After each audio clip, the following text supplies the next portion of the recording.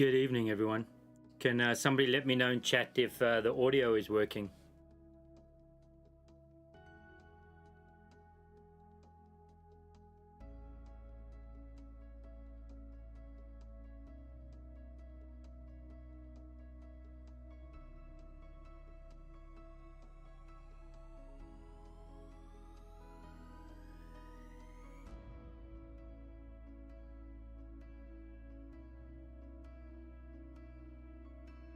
Awesome. Thanks, Kevin.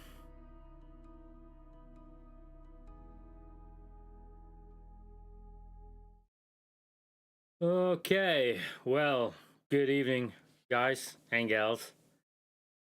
Yeah, I made it. Had some technical difficulties this evening. Usually I have the intro running for at least 20 minutes, half an hour before the show, but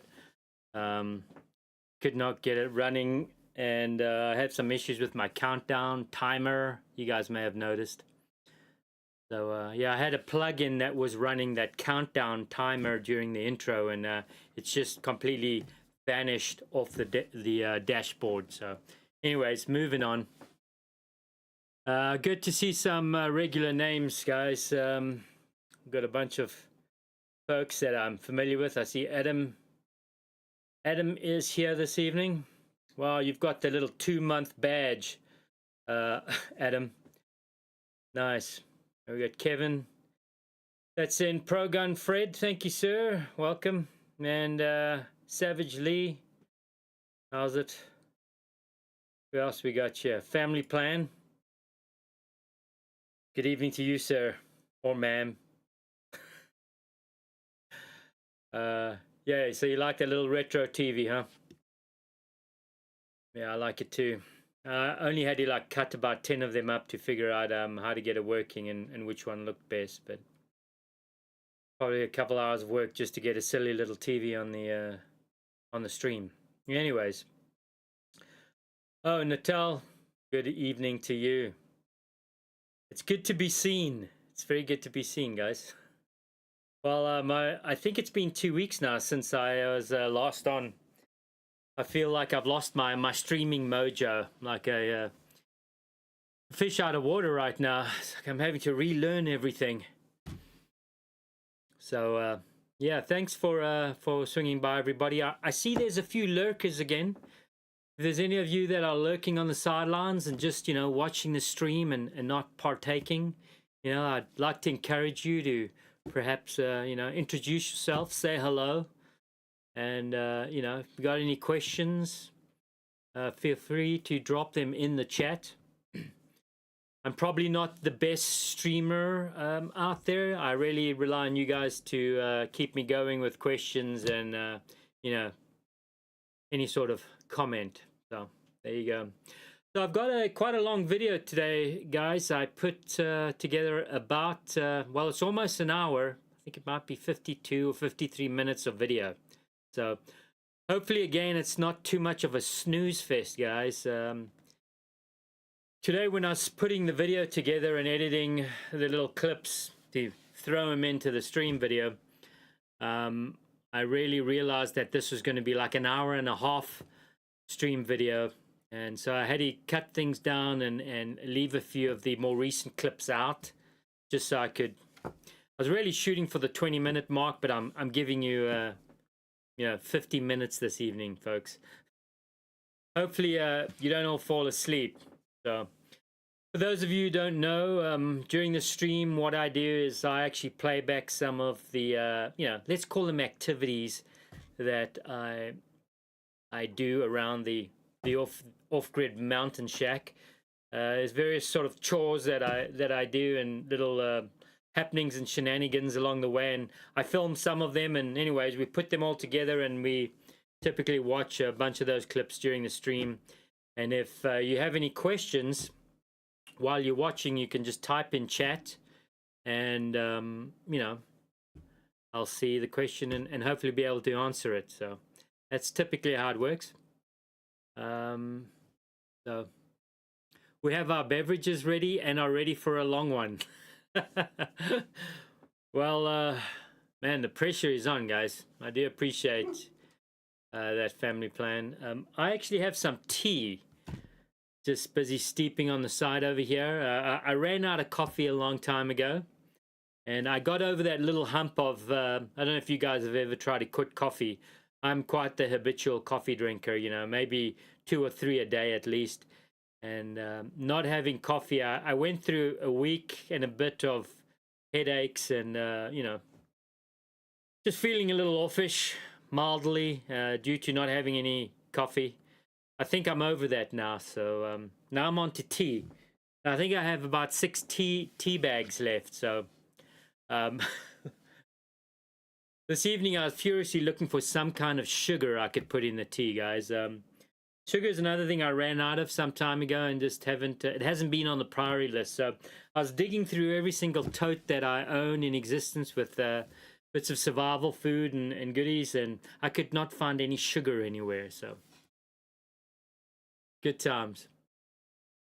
All right, so how's everybody else doing? Yeah, let me know how you guys are doing, and you know, your winters. I don't know about you guys, but winter up here in this corner of Montana has kicked off fairly slowly. You know, we've had some snow, but really not much snow. Last year at this time, I was able well, I didn't have my snowmobile running, but I could have got my snowmobile right up to the cabin. Right now, there's no ways I can get the snowmobile all the way up to my cabin. So, you know, it's patchy and there's brown patches all up and down the mountain here. So a little lackluster on the snow event. I wonder how it's going for everybody else in other states. If you've had a low snow events or no snow events. Yeah, you know, as some of you guys know, I really do depend on the snowmobile to haul items up to the cabin and get out. But right now, there's, you know, I can't use a snowmobile the entire route. So Kevin, been a little rough with extreme cold, otherwise not bad. All right. Yeah, Kevin, if you don't mind me asking, whereabouts are you more or less? Just a ballpark idea. We've had some cold here, you know. Of course, somebody's idea of cold down in, you know, Georgia is a little different to my idea of cold. Today we had a bit of rain, and we're expecting a freeze to come in. So, you know, I'm not a big fan of the, you know, the ice stuff that we get up here. You know, rain this time of the year can quite often end up in just massive ice sheets. And when you live up in a mountain and you just have to deal with ice everywhere, it's, well, everything has to happen a lot slower. Family plan dry winter so far in North Idaho. Yeah, I mean, I think we pretty much have much of the same weather. North Idaho and where I'm at, we're kind of on the same latitude. Yeah, low snow event. And you know, up here in these areas where we have a lot of forestry, I got to get Ranger in, guys. Pardon me. Hang on. He's barking outside.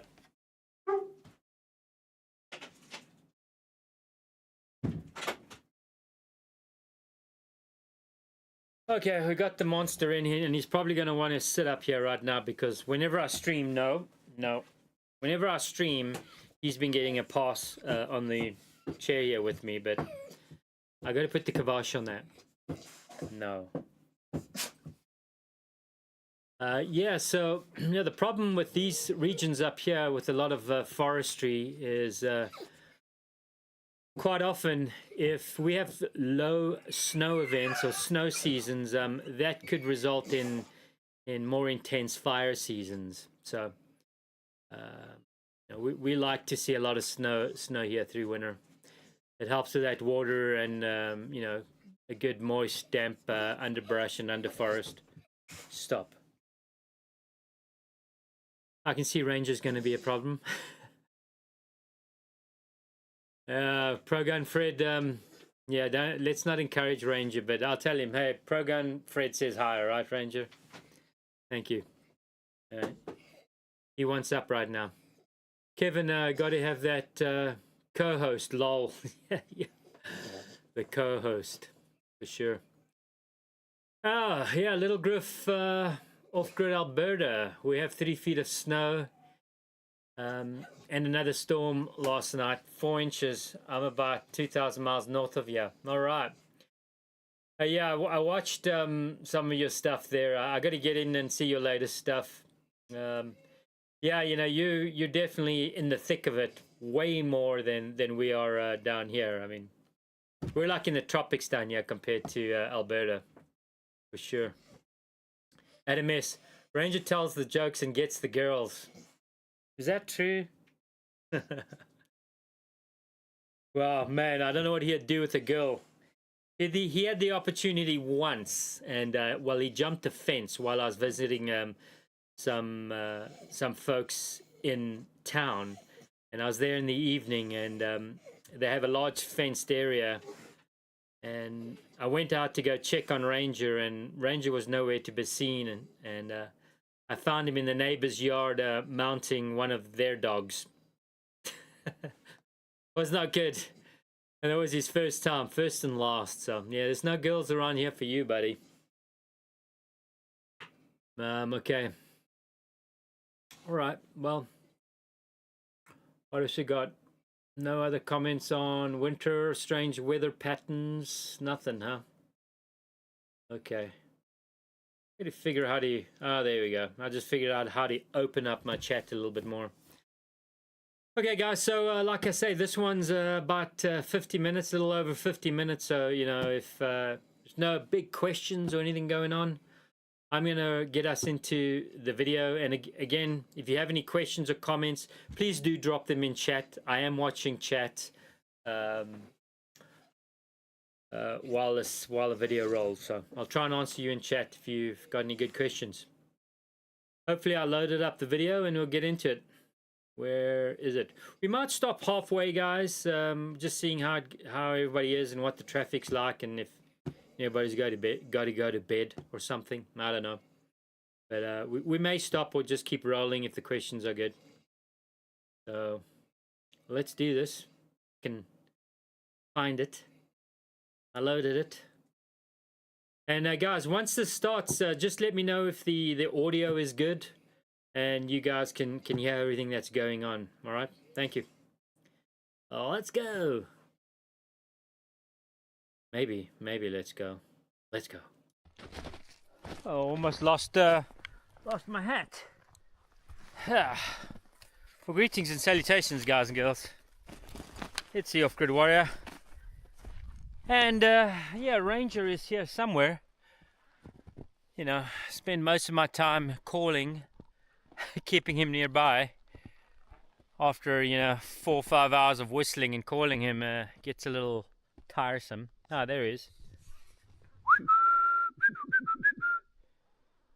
Yeah, I know I've said it before, guys. Hounds, yeah, they're definitely in the special needs category. I'm not sure if I'll ever go a hound again. I do love the Ranger, but yeah, man. His nose is his boss. Check that snag out. Yeah. Yeah, so Ranger and I are just cruising the hood. I'm actually doing a little recon, guys, looking for a camp spot. And, you know, we'll be back up here in a few days with some gear and a tent and a hammock and some food. Oh, look what Mr. Ranger found. What did you find, buddy? Come on, bring it. Good boy. Bring it. I think we have a shed. I think. Anyways, guys, hopefully you're all doing well. I guess some of you are back at work and back at it. He had something in his mouth there. Yeah, like I say, Ranger and I are going to come out here again and do a bit of maybe a multiple day, 2-3 days camp, just depending on the weather. I think this is a great little spot. Lots of downed wood for firewood, some flat plateau areas. You know, I don't particularly, if I can avoid operating on a slope, especially in these winter months, there's less chance of, hurting myself. spraining an ankle or twisting an ankle or something in a campsite. Don't want to do that. So there's plenty of little plateaus to set up on, which is nice. Where did I... Ah, there it is. Check it out. Oh, that's a good find, buddy. Oh, that's a nice one. Ranger, good boy. It's a beauty, guys. Look at that. Missing a point there, but that's okay. Nice. We'll definitely take that with us. Good find. Oh yeah. Okay, guys. So yeah, Ranger and I are gonna head back home. The snowmobile's probably about a mile down there. We'll get back on this the old skidding path, and cruise back down. Yeah. Hopefully everybody's doing great, healthy, back at it, you know, new year. It's just insane. It's 2025. Time is fleeting. Anyways, have a good one, guys. Cheers.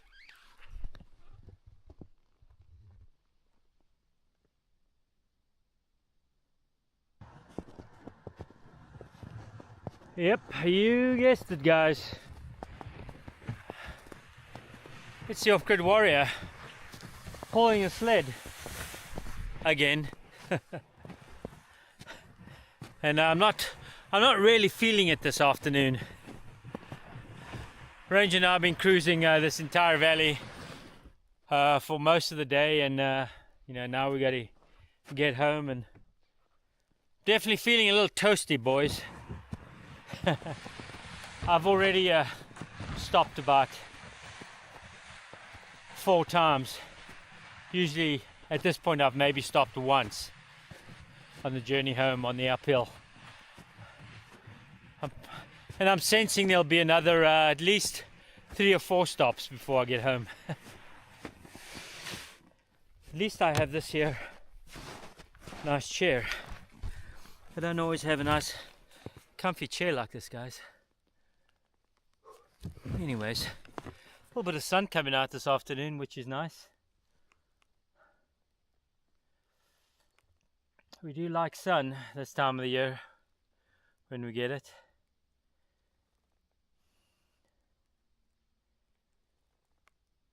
Yeah, it's been a very slow start to, you know, we've had a bit of everything.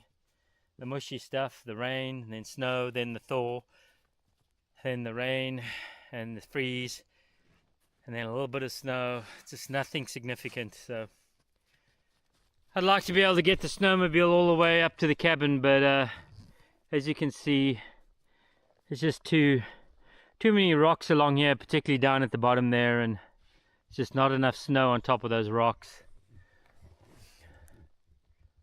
So we're still hoofing it. Still have a broke down pickup truck, and I do need to get into town somehow. I'm gonna have to figure that out. But you know, life rolls on. Ranger and I actually scouted a excellent spot to go camping.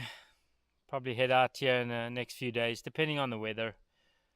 We'll haul this sled up with, you know, the tote and some extras. We'll probably take a tent, take the hammock, make sure we got enough food. Be a good one. It's somewhere way up there, guys. Anyways, I guess I better get going here. Yeah. Because if I don't, nobody else will. I think I'm getting delusional with all this pulling of sleds. I make a great pack horse, ladies.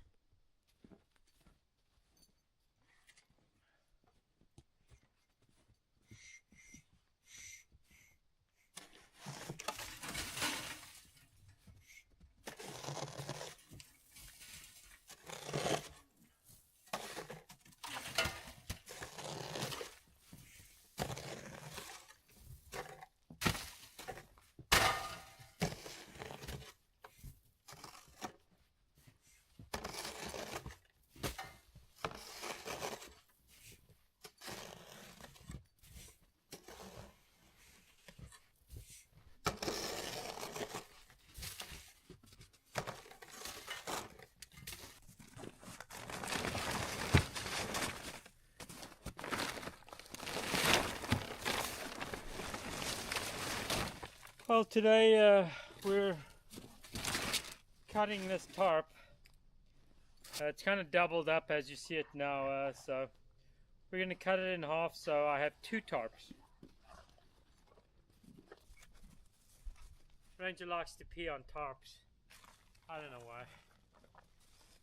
Probably because he smells the 10,000 other peas he did on the tarp.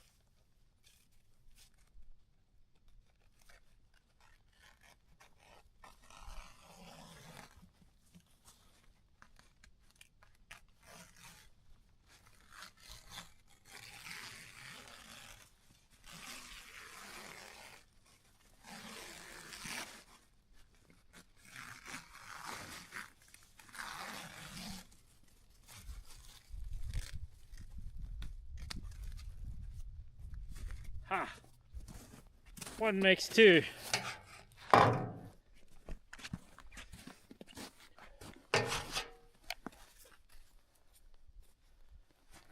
Okay, well,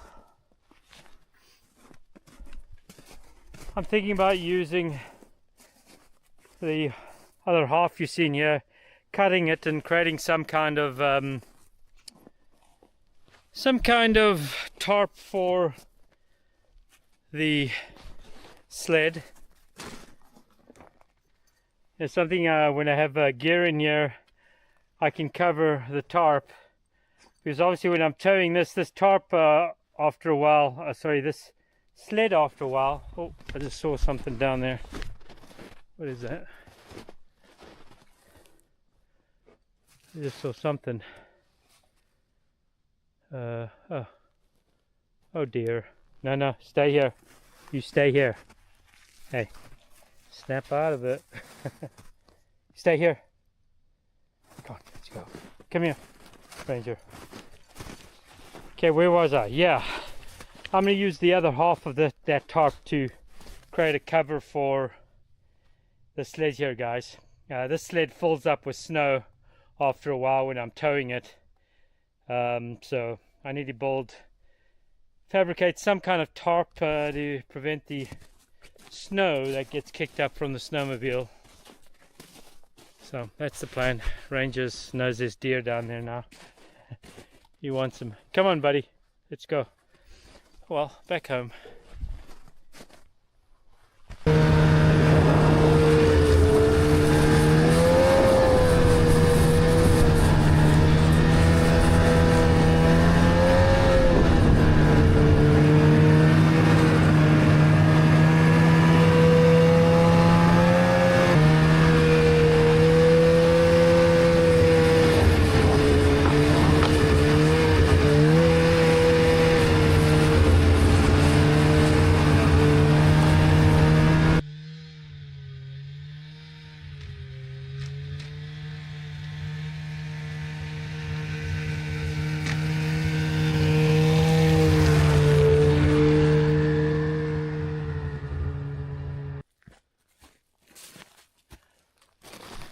Okay, well, we've got some decisions to make.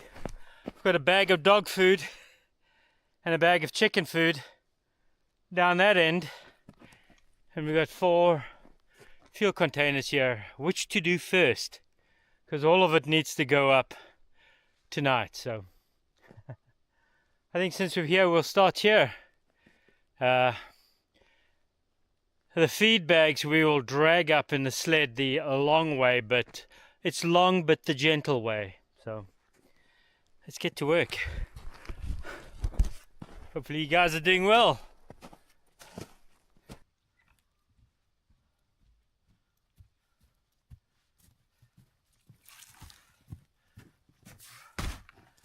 Well, I decided we would play relays today. Clearly I got to town. My ride into town did appear, and we've got a bunch of gas. I got a bag of chicken food and dog food, which is in a different location. We're going to haul it up a different way.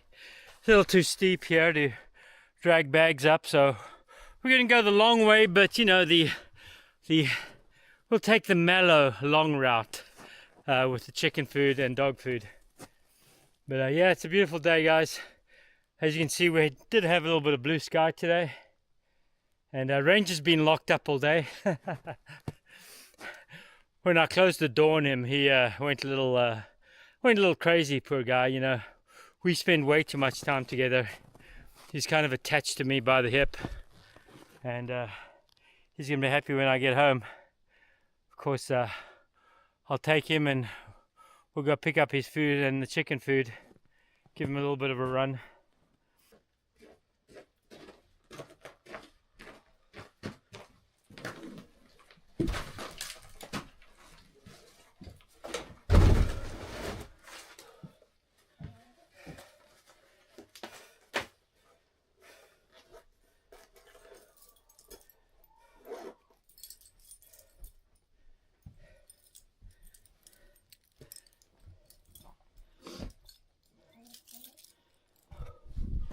Ooh, somebody's going to be very excited.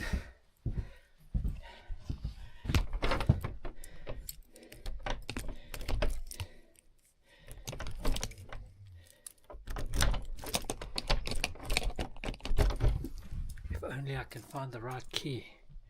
It's not like I have 10,000 doors I need to get in.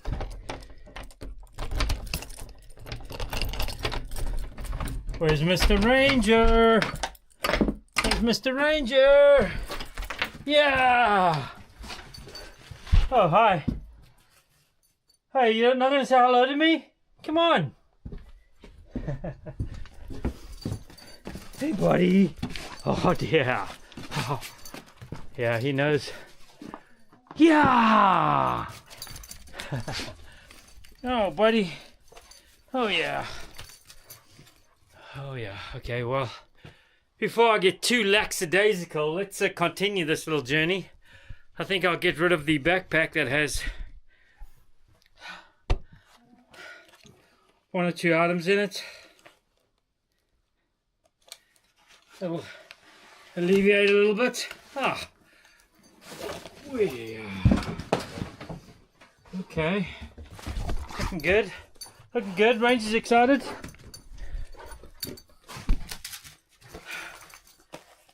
Okay.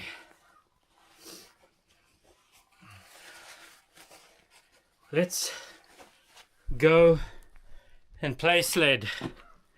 See, the chickens are all okay. I'm sure their water's frozen. Hey buddy, how you doing? Did you miss me? Hey. Hey, come on. We've got some work to do. A lot of work to do.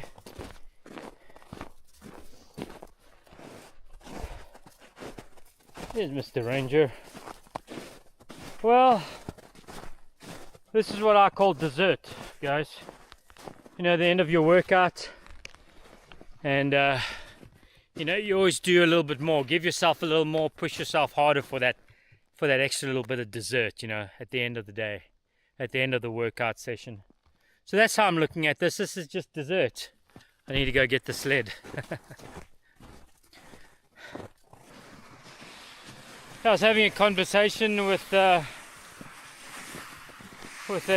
close friend, and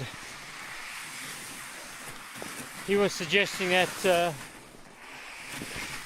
maybe it's time to, you know, move into town.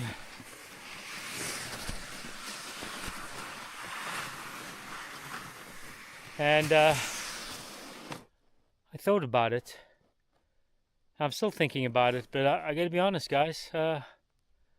I just can't imagine what it would be like to live in a town, in some apartment. I mean, what do people do? Sit and watch TV? Get in your car, go to the grocery store, go home, sit and watch TV, listen to your neighbors or listen to the traffic. I don't know. I know there's a lot of variables in that picture, but it just seems so pointless to me. I mean, this may look like a struggle, but in the end, some part of me really enjoys it.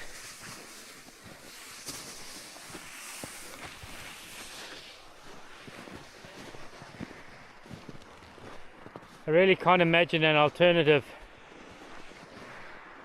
and what it looks like. It's been so long, guys.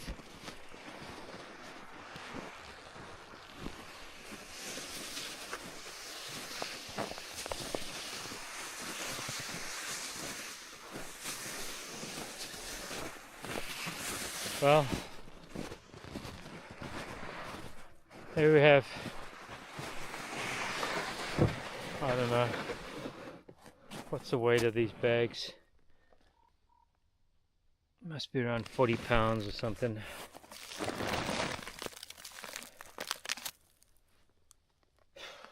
Oh, that's 40 pounds. I think this is 40 pounds as well, so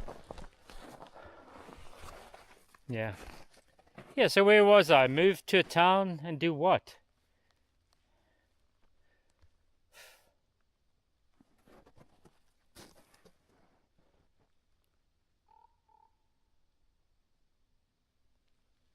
No, serious question. Move to a town and do what?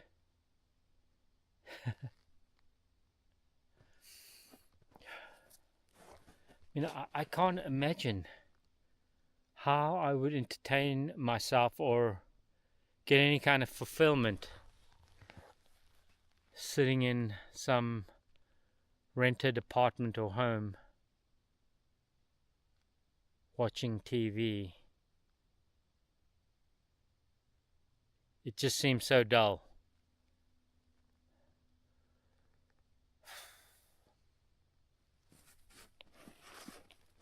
Let's do this. Row, row, row your boat gently down the stream. Merrily, merrily, merrily, merrily, life is but a dream. Row, row, row your boat gently down the stream. Merrily, merrily, merrily, merrily, life is but a dream.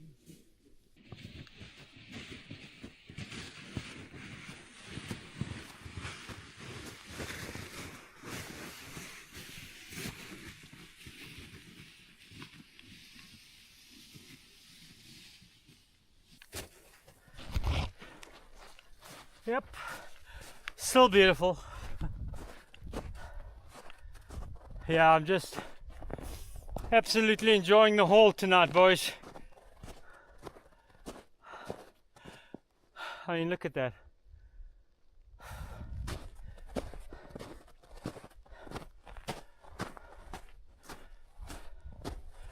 Okay, onwards.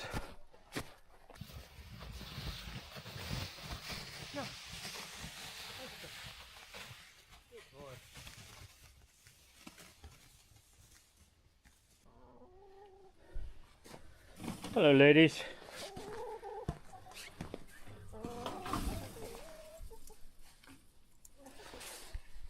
Well, folks, today we're heading down the mountain, and I'm going to be picking up some hay, which I'm going to be using for bedding for the quail and chickens.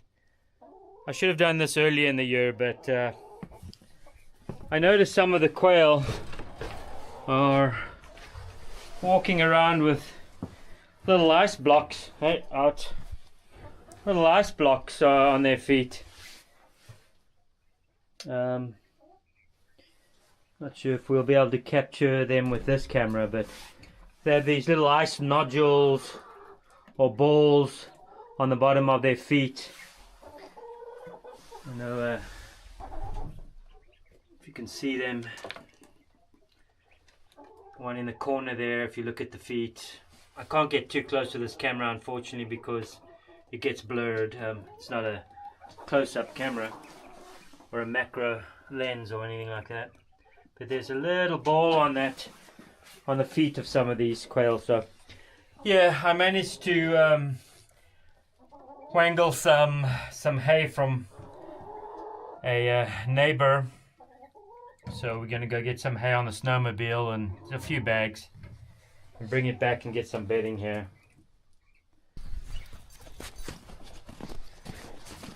Haven't had much snow,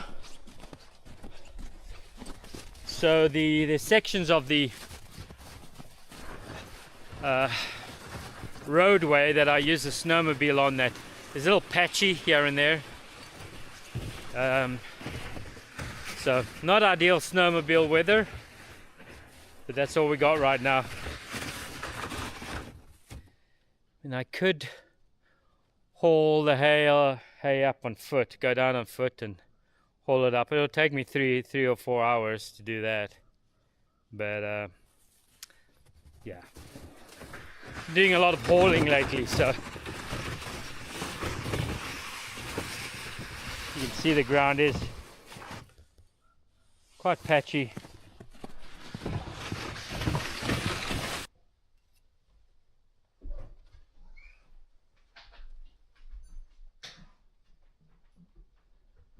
Oh, barn cat's just surveying its kingdom, wondering who is this intruder to my kingdom.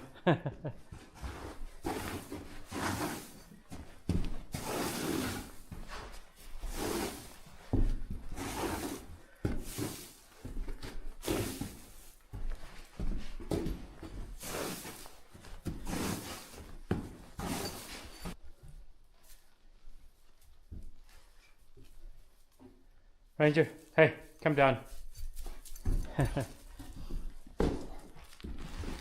You don't want him peeing or anything on this hay, which is used to feed some horses. Wouldn't want that.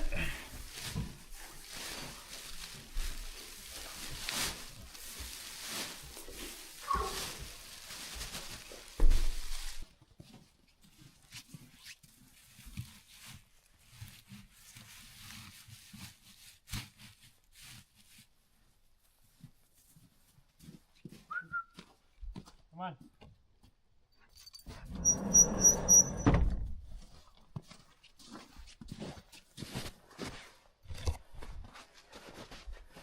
Okay, well, I think we're good to go. Wow, it feels like I just did this yesterday. Oh yeah, wait, I did do this yesterday. So, this time we got a sled full of hay and, you know, wash, rinse and repeat, guys. At least the sun's out and the chickens and quail should be a little more comfortable, so good times.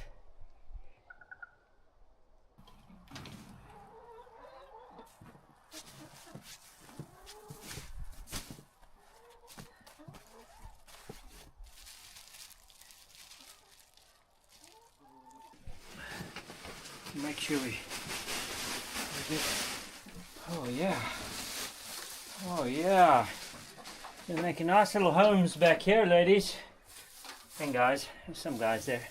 Look at that. Oh yeah, super little cozy huts. The ladies are wondering, what about us? What about us?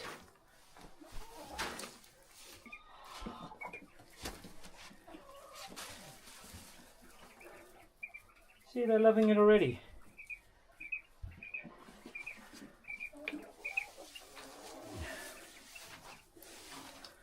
I've got to adjust these doors too, guys. Everything's tightened up here. Clearly I'm a, professional builder. This door, same thing. It doesn't even close anymore with a little bit of persuasion, but you can see this building settled so much already. I'm gonna have to take these doors off and adjust them. They're pretty heavy doors because I kind of beefed them up after I'd hung them. But clearly things are settling with this building, and I expected that. And I made the tolerances on the doors real tight. I'm a little anal that way, but I wasn't thinking long term if there's any settling or movement that those tight doors would be a problem real quick.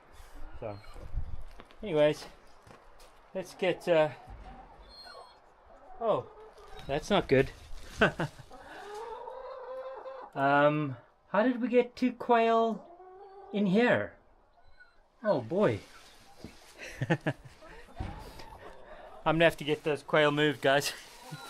I didn't even see that. Sneaky.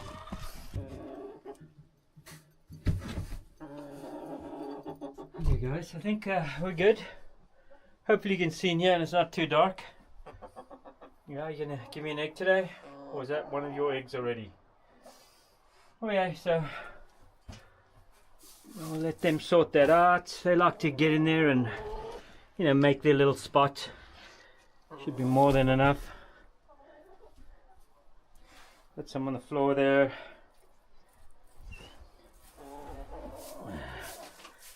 Mix that around. Okay. Okay, I hear you. I hear you. Let's get the get some more in the quail area. Yeah, well, I think the quail should be a little more. Wow, look at the big ball clump on that little quail's foot. Oh my goodness. That is ice built up on that quail's foot. And oh my goodness, shame if you guys can see that.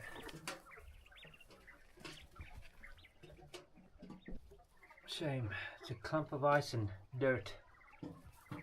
Okay, oh, there you guys can see it.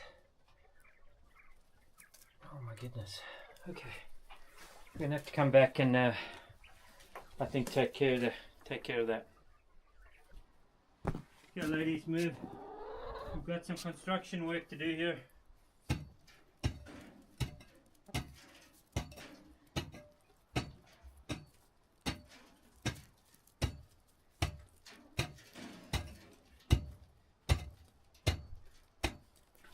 Let's see what this one looks like. Whoa, look at that, guys.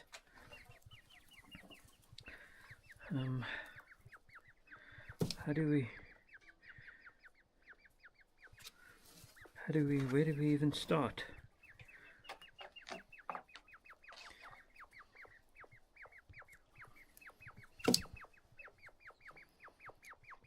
My goodness.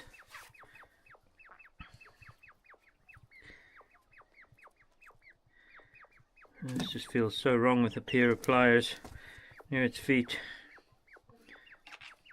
Do we get that off?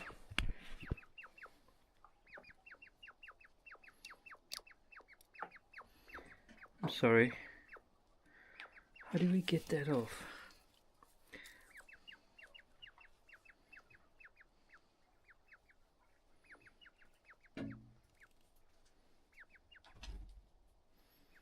Oh gosh, it's so hard.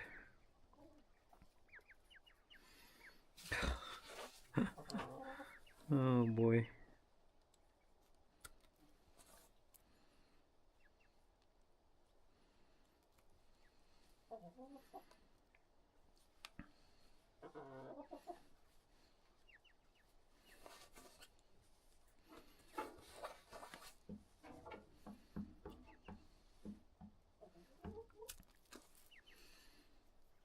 Okay, we're making progress. Sorry.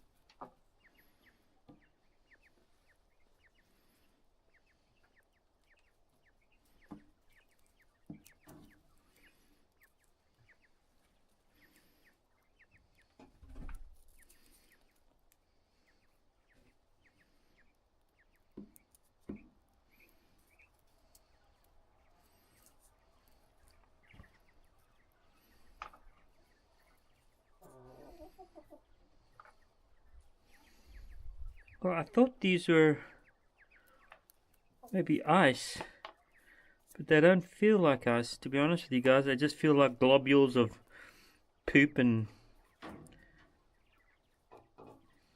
dirt. Well, it's so much better already. You're starting to get one over here, huh?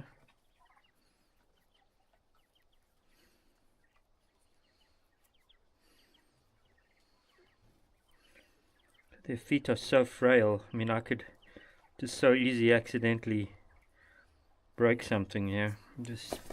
I'll leave you for now. Okay. Who else? Come on, buddy.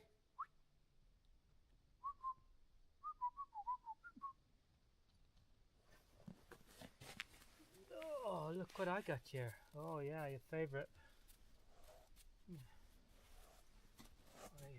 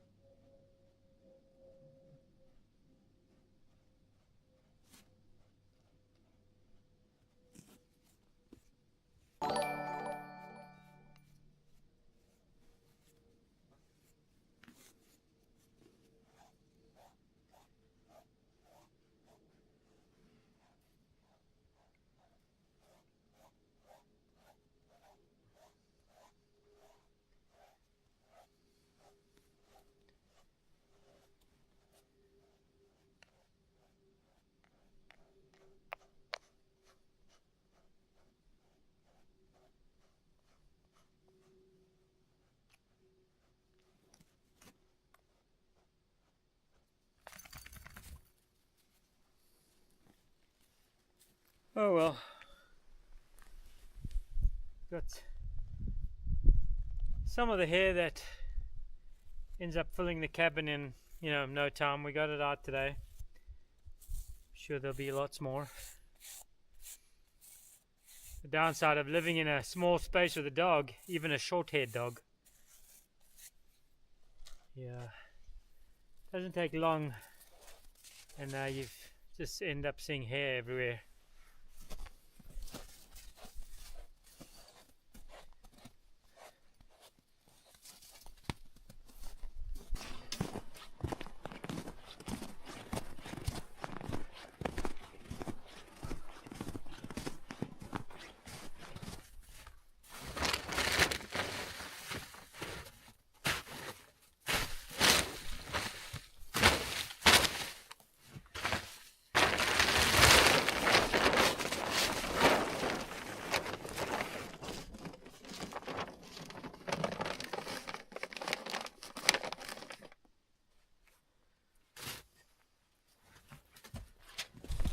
Mr. Chimney Cleaner has arrived. The ladder is still here.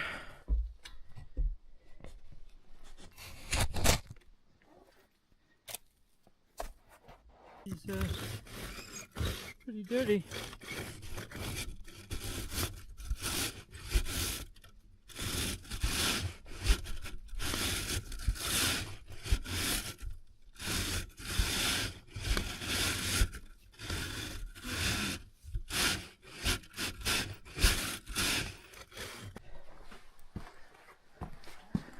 Well, this is bowl one of what I'm guessing is going to be 2 of these, as you see them here. And this is all soot from a chimney. A chimney is probably about 10-11 foot in length.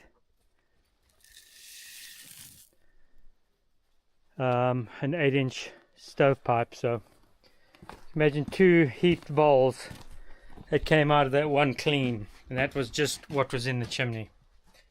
So good stuff.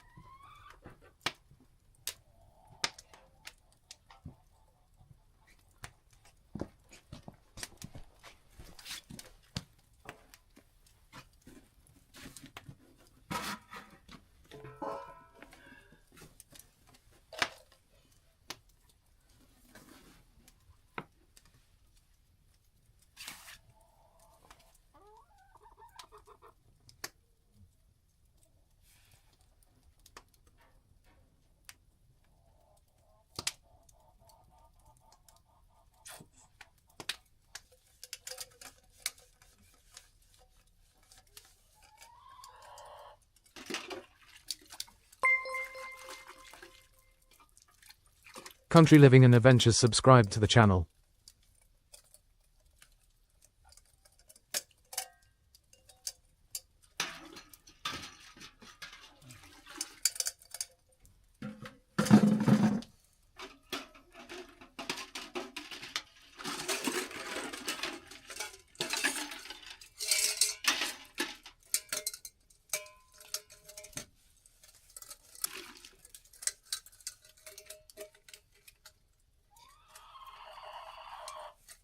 Yeah, so I picked up a different brand of chicken food, laying pellets for the hens, and there's been an improvement in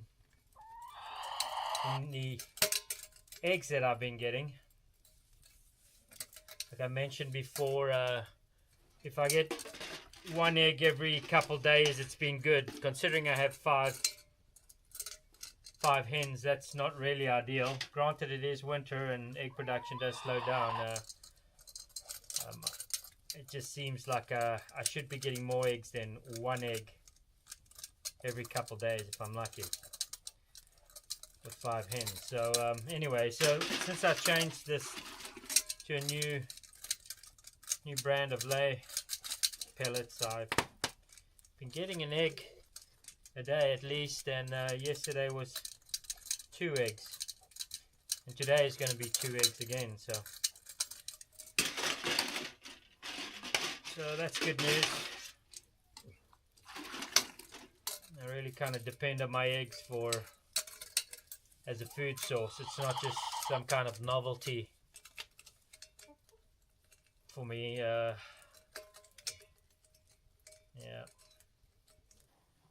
I discovered some buttermilk pancake mix that I had stashed away, and it's not anything that I've ever eaten before. I've quite honestly never made buttermilk pancakes from this powdered quick mix stuff, and not sure if I'm a fan. This is some real like cheap dollar store type buttermilk pancake mix, and well, it tasted somewhat like mushy cardboard, like some kind of liquefied cardboard mix. I had a little bit of strawberry jam left, and I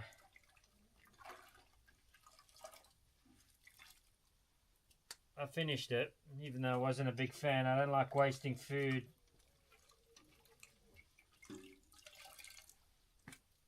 Strawberry jam was nice, but I can't say I'm a fan of this quick mix buttermilk pancake stuff. Might have been the fact that it was a kind of a dollar store brand. Pretty sure it was just paper mache, cardboard powder.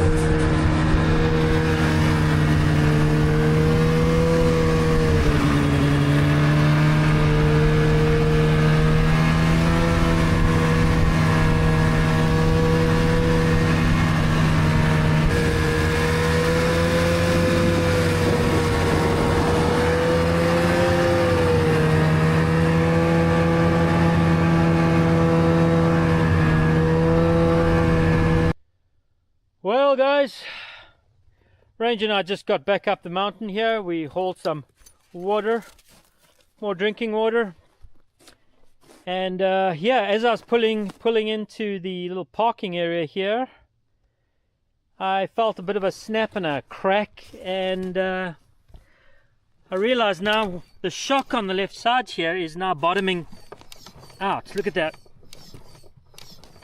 Compared to the right here, it barely moves. Whoa! Did you guys catch that? Let's try that again. See, that's barely moving, guys.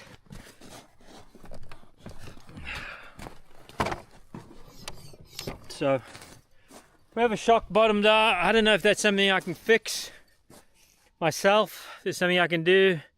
A seal. Doesn't really matter because I can't afford anything anyways. So, you know, the plot thickens. Little update on the pickup truck. I changed the starter motor after robbing a bank and begging, stealing and borrowing. I got a starter motor in and that didn't fix a problem. And Ranger, hey, come here. Come here. Come here. Come. Stay here.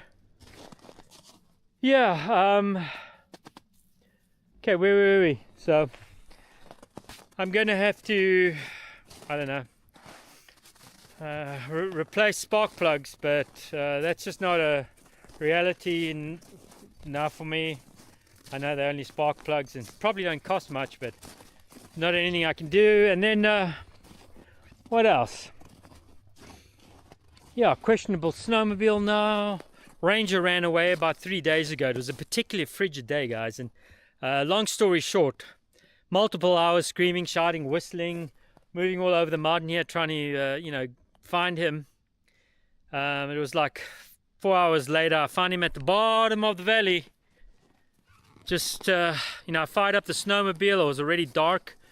I went down there and there he was, just, you know, just appeared from nowhere behind me as I'm screaming and whistling in the woods down there. He just appears. He's like, hey, how's it going?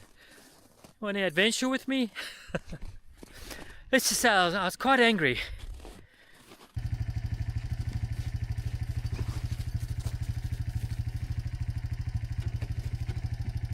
Okay, let's go.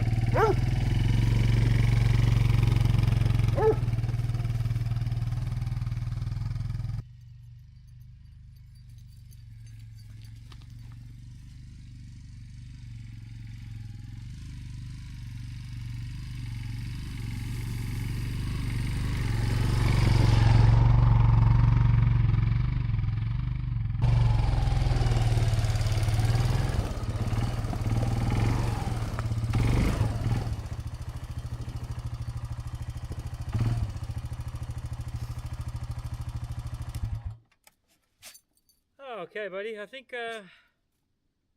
that's it for the day. It's shower time now. Yay, shower time! In about 2 hours.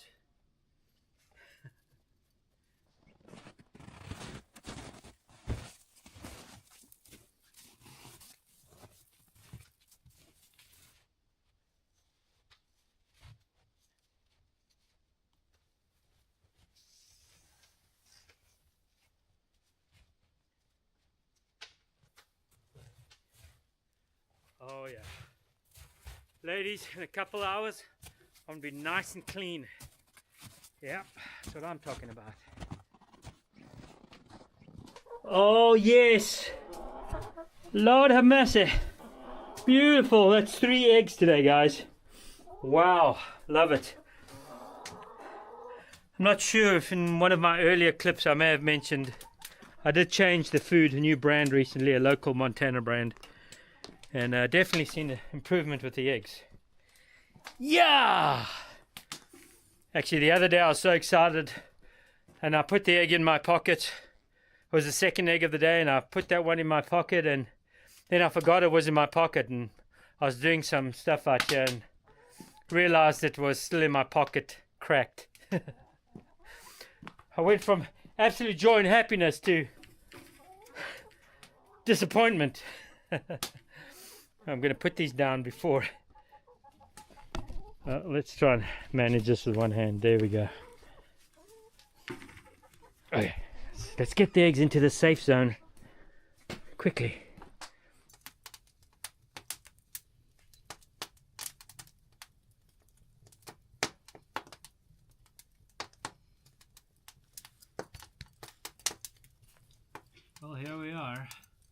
End of the day, sunset. It's kind of dusk-ish right now. Ranger's getting his chest rubs, which he always enjoys. We got shower water being heated up. Everything's ready. We got the shower bucket and funnel. Everything's good to go.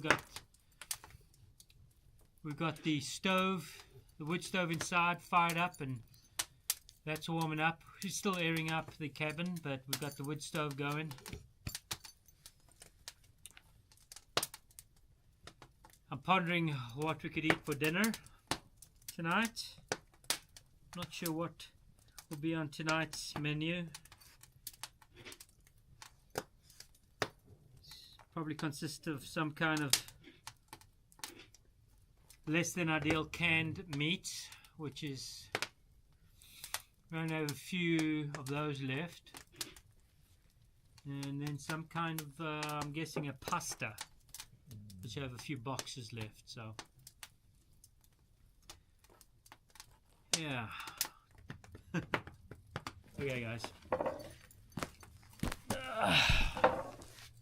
I think that's Ranger and the OGW out. Cheers.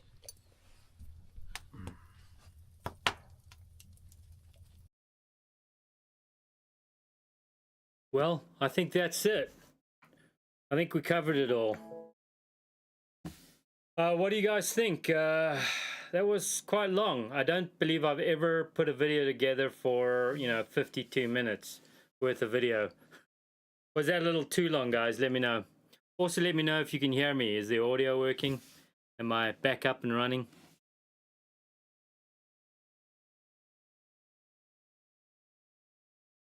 Yeah, country living, once you kind of have lived on fresh eggs, I mean real fresh, a day or two fresh, and then you go back and buy that stuff they sell in grocery stores, you will notice a difference. I guarantee you that. Hey, Kevin, thank you, man. I appreciate that. Yeah, thank you. Audio good. Thank you, Family Plan. Yeah, so I don't know, those of you still watching, what do you think? Is like the 20-minute stream video better, or something longer like this? I don't know, you tell me. I mean, really the only reason why I ended up with 50 minutes, and I have more, like I said, I had to cut it down, but is because it's been 2 weeks now with no streaming. So I don't know, you guys let me know. It was great meeting you. Hey, Country Living, thanks for swinging by. I appreciate it, and thanks for the sub. Hopefully be doing this stream again, usually Saturdays at the same time. So we'll see you then. Yeah, so does anybody have any questions for me on what you saw there? Any comments, any ideas? Ranger, he's back. I start talking to the mic, and Ranger's got to have in on the action. No.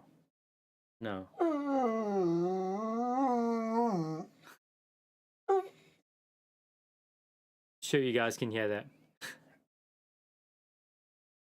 Hey Johnny, thanks. I appreciate that. I was good with the longer version. Mix it up. Yeah, we'll just see. The ideal length of video they recommend on YouTube, and that's not for streams, I'm talking about videos, is around 9 minutes. Now, I guess the larger public have very short attention spans nowadays, and 9 minutes is kind of the golden mark for videos. A lot of my single videos are way longer than that. They're like 19, 20, 22 minutes. But, I've given up trying to make videos for the algorithm and for, just looking at keywords. Those days are over. I just kind of put out whatever I feel I want to put out. Long is good. I'll be entertained, right? Well, I'm not always entertaining. Sometimes we get pretty serious on this channel. No, we don't really get serious. I mean, I may have shed some dry tears now and then, but yeah.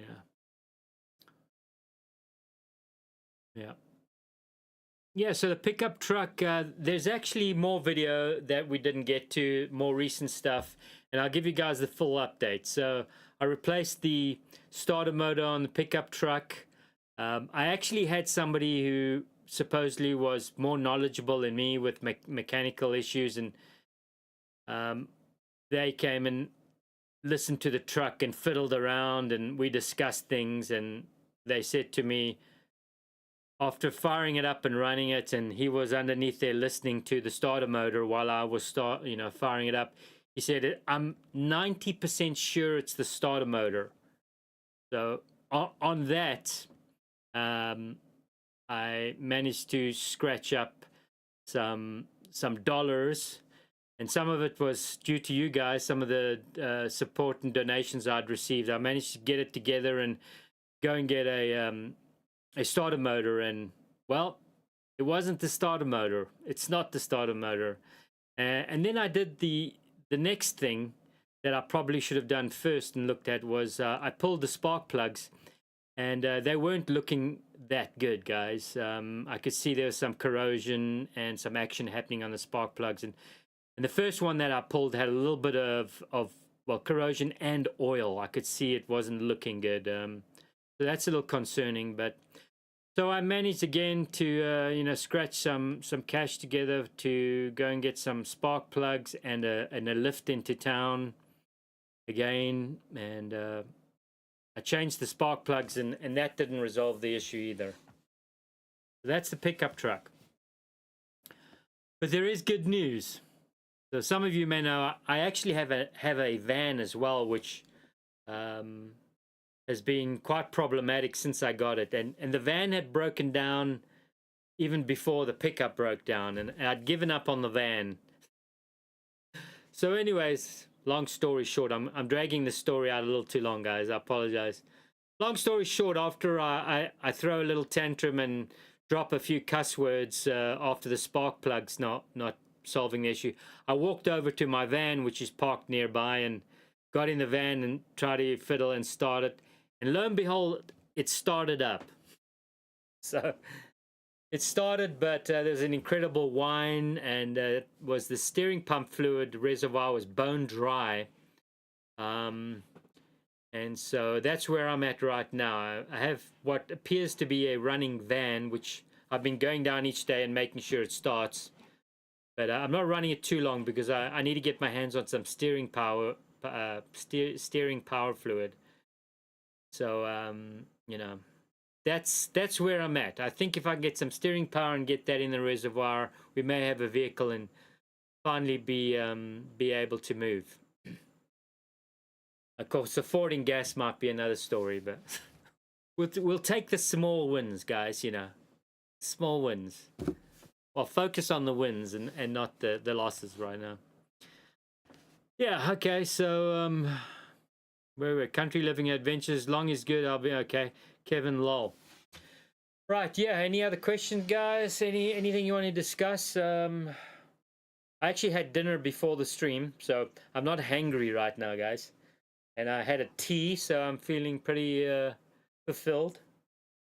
Dinner was yeah, you guys might be a little grossed out by this, but dinner was a pasta, spiral noodles with some pasta sauce with tuna mixed into the pasta sauce. I'm into the exotic meals, guys. I like to mix it up here on the mountain. Yeah. After eating 3 of my quail and realizing, man, this is a lot of work just to eat 3 quail and then still be hungry afterwards. I bought these quail for eggs, guys. I didn't buy them as meat birds. They're a very small quail. They're not in the scope or breed of being considered a meat quail bird.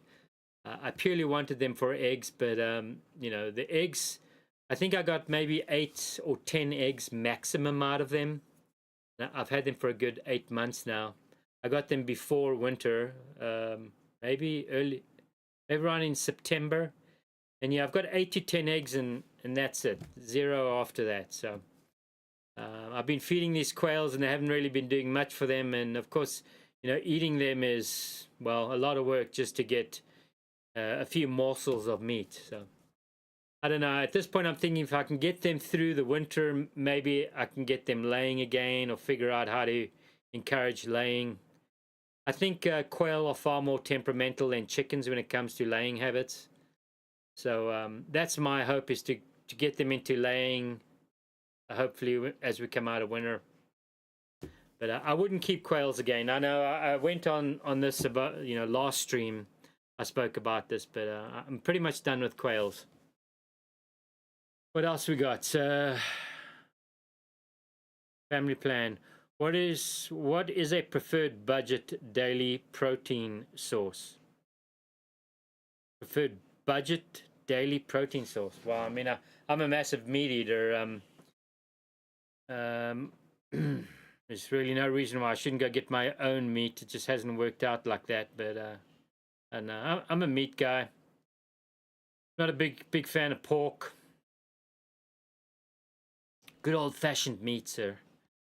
Adam S, are you off coffee, or is that just because you don't have any? I don't have any. If I had coffee, I'd be drinking it. But so we ran out of coffee, and then I had to make some decisions on like important things to purchase at the grocery store, and coffee got off the list. So I've had some tea stashed for, well, a couple years, and so I've been using that tea. I have a few more bags left, but yeah, I mean, I'm a coffee guy. It's hard to kick it. I enjoy coffee.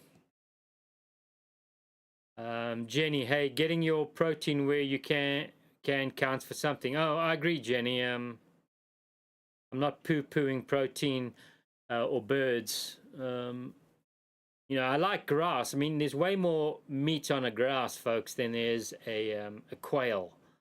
I'm sure some of you guys know that, but some of you may not.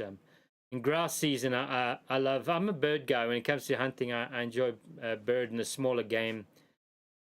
But I mean, the grass that I have is tiny.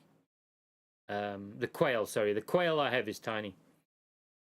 Yeah, I'll take any protein now. I'm definitely lacking protein in my diet. I can tell. I do a lot of hauling and hiking up and down a mountain. A lot of cardio, physical, and I know I'm not getting the protein that I need. I can feel it. I've been pretty sluggish here the last few weeks. Hey, no judgment here. Got to eat what you can. I've ate some strange stuff too. Well, I actually like eating strange stuff. I managed to. I was fortunate enough to be in a career where I traveled a lot. I mean, I've been to multiple continents and many countries, and I had a career where basically, we were fed by a private chef, and for many years, everything from lobster to you name it, and I ate a lot of it. And so I love weird stuff. I was down in the Caribbean many years ago on an island called Dominica, not to be confused with the Dominican Republic. Different. Dominica is a little island, I think it's kind of midway on the Caribbean chain, and they have this thing called mountain chicken. And I went to a little restaurant that was on a beach. It was basically a little shack, and they had some barbecues going, and they had like a one-page menu, and they had this item called mountain chicken, and I thought, well, that's great. So I ordered the mountain chicken, and it came, and it looked kind of odd, like small little drumsticks, miniature drumsticks. And I thought, well, that's really a tiny chicken. And I ate it, and as I was eating it, the waiter came to me and he said, "You may not know this, sir, but the mountain chicken is actually a toad."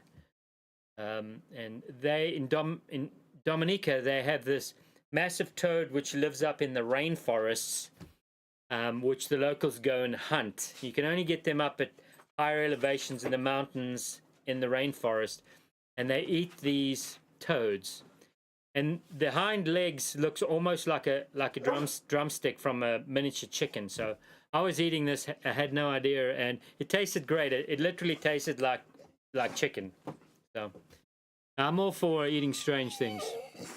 I mean, I've even consumed all the spam. I've had some emergency spam tins for a while, and I finally have got into them, and they're all gone now. But you know, yeah. What, Ranger? Do you need to go outside? Hang on, guys. I need to let the doggo out. You want to go outside? Come on. Come.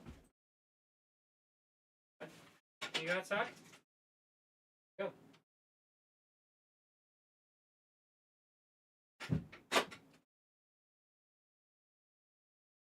Right. He'll want to come in like 30 seconds or a minute. Okay, where were we with chat here? Jenny, country living, no judgment, journey. Lentil meat boy buck choy soup here with corn muffins. Oh, yeah. Meatball. That sounds great. Meatball soup. I haven't had meatballs in a long time. I enjoy the old Swedish meatballs. Those tiny little Swedish meatballs is another favorite of mine with a traditional sauce. It's got this I think it's lingonberry. It's a sweet berry sauce they often have, the Swedes will have with their meatballs, their mini meatballs. That's quite tasty. You got me salivating now, Johnny. I did eat before the stream, and now I'm thinking food again.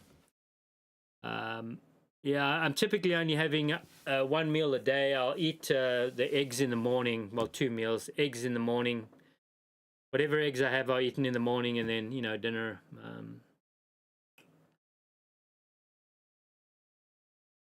Quail, Adam S. Quail need a lot of daylight to lay reliably. Yeah, I guess. Yeah, and that's right now, you know, the sun exposure is obviously not the greatest, and their coop. I tried to orientate the coop towards, well, the front side of the coop towards where the majority of the sun was, but you know, it's a little lean this time of the year. My sun arc is pretty tight and low. Jenny, it's all about the light. Yeah, totally true. Family plan. Can you store meat outside now? I probably can. I know exactly what you're laying down here, and yes, family plan. I can, and I did last year. Country living and adventures. I made homemade chicken noodle soup. I didn't have egg noodles, so I used spaghetti noodles instead. Turned out pretty good. Yeah, that sounds good. Yeah, and we're all talking about food now. See, I told you I gotta let Ranger in now. He's back at the door. Hang on.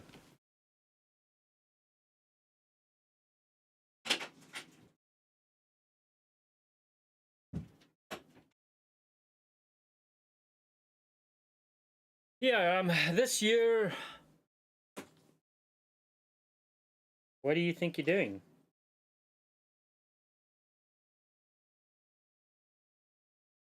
See, I've created a monster now just because every other stream I've let him come up here. Now he knows.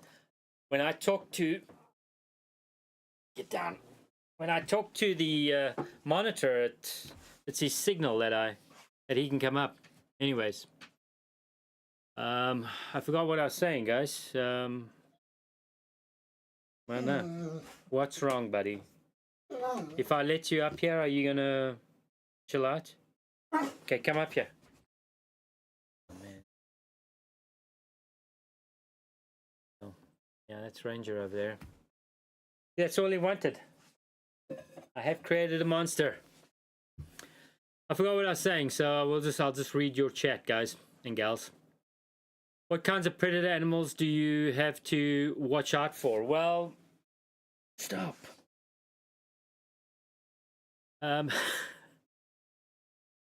Predator animals, well, we pretty much have all of them. We've got bear. Not the kind of... Stop. No. Sorry, guys. Predator monster. We don't have the big, a lot of grizzly up here. We do have a few grizz up here. There has been one sighted in the valley that I'm in 2 or 3 years ago. There's black bear. And what do we go from underneath the big guys? We go into wolves. We have wolves down here. We do have some of these grays. I've had wolves multiple times. I woke up one evening and I had two right at my gate. You guys have seen me go in and out of the gate right here in front of the cabin. I had two wolves right at my gate, and I've had them run up as I'm getting in my vehicle and driving away from my little drive platform there where I park the snowmobile and the trailer is. I've had wolves run up there. So plenty of wolves, plenty of coyotes, have lots of cats. Cats, although they're up here, I say lots, you know, cats are pretty elusive. I do hear them. I haven't heard them much this winter, but typically in winter you hear the cats screaming. So we have cougars, you know, the mountain lions, they here, again, very elusive. I've only seen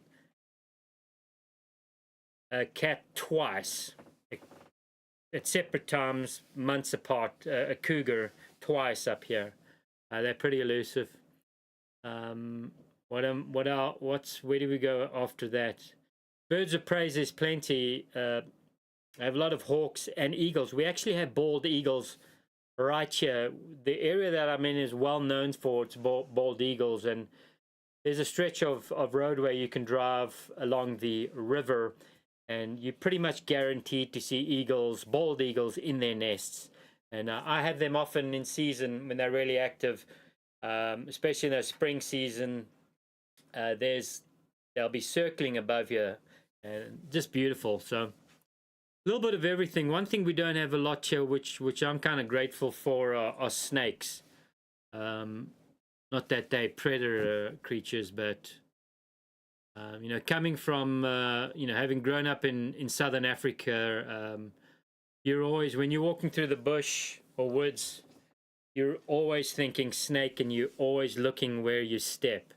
We have some pretty venomous snakes where I grew up, where if you don't get medical attention, you know, in minutes, in some cases, you're not going to do well.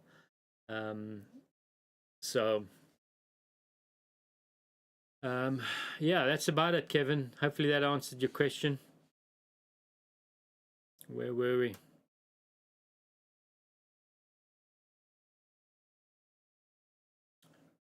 Oh yeah, Ranger.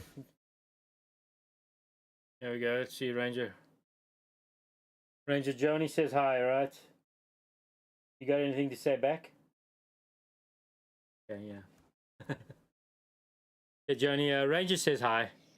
Where are we? Let's get the camera situated. He looked up. He acknowledged something was being said about him. Okay.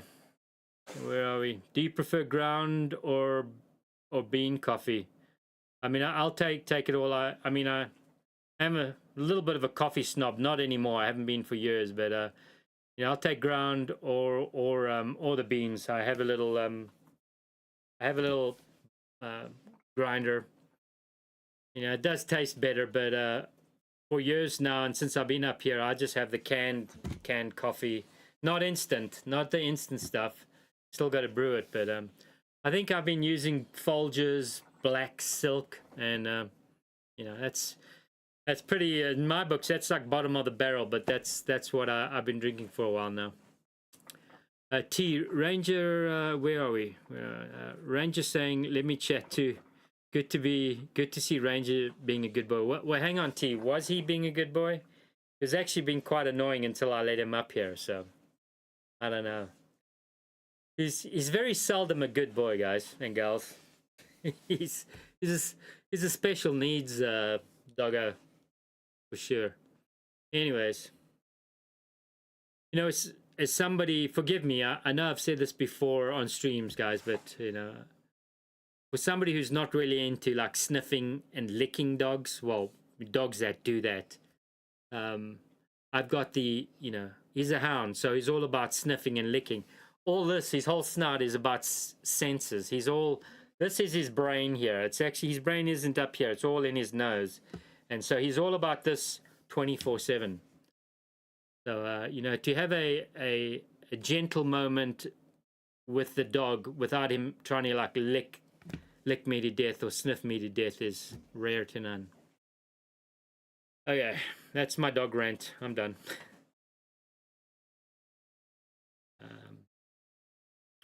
Right, where are we? Country living adventures. Since I'm new, where you from and how you ended up and where you at now is beautiful there. Yeah.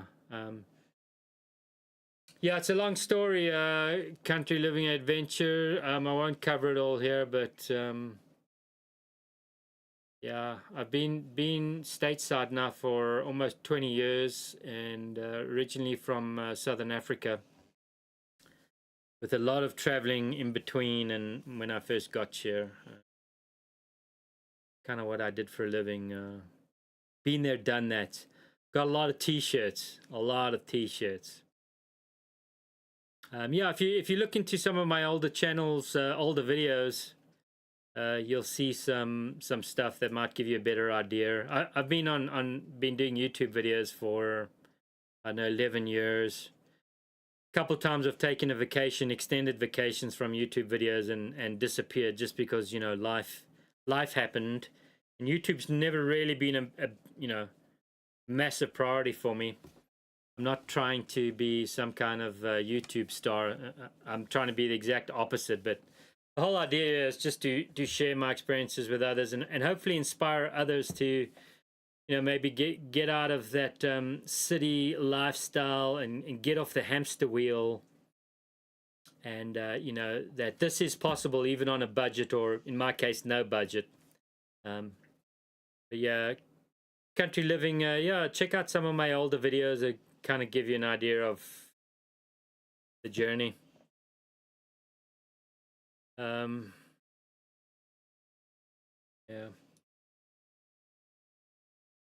What else we got, folks? Well, I'm gonna have about 10,000 dog hairs on my relaxed chair. There's two things I like to keep dog free. That's this chair that I'm sitting on, that dog is on now, and my bed. I've never been a guy who likes dogs up on his bed. That's the no-go zone for dogs. Of course, my bed is like yay high. You kind of have to do a jump up to get onto my bunk. It's totally custom, guys. So you got to jump up there. There's no way Ranger is getting up there. So yeah, it's just the two areas that need to be dog hair free. Joni, gotta go. Have a great week. Thank you, Joni. Appreciate you stopping in again. We'll see you next week. Thank you. Good night. Yeah.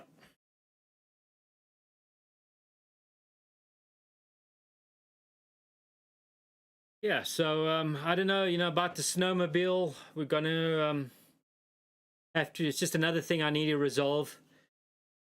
Unfortunately, when you're snowmobiling now, the snowmobile is definitely tilted and lopsided, and it's kind of awkward to ride, especially if you're turning a corner. It feels like it wants to flop over. So, you know, it's just another thing to put on the list. I had a brief look online at what snowmobile shocks cost, and I just kind of lost it. For those of you who have no experience with snowmobiles, it's definitely not a game for the poor man. Everything for a snowmobile costs a lot of money. So I saw something like $1,000 for a shock, and I immediately stopped searching. So I need to figure out if I can get a kit, perhaps, or find somebody who could repair it for me. Because I'm not sure if I can open up a sealed shock like that with the tools that I have, and so you have to. So this is another thing to figure out. You know, what we're gonna do. Yeah, I'm not sure if I included it in that clip, but if you'd asked me the day before the snowmobile shock failure happened, if you'd asked me if I'm looking forward to snow, I would have said absolutely. So I've been wanting to tear around on that snowmobile. I haven't really had the chance. I wanted to get some high elevation, and I had planned some camping trips and it's scouted locations. But now that the shock on the snowmobile is blown out, I'm going to be limited as to where I can go. Stop. No. Anyways.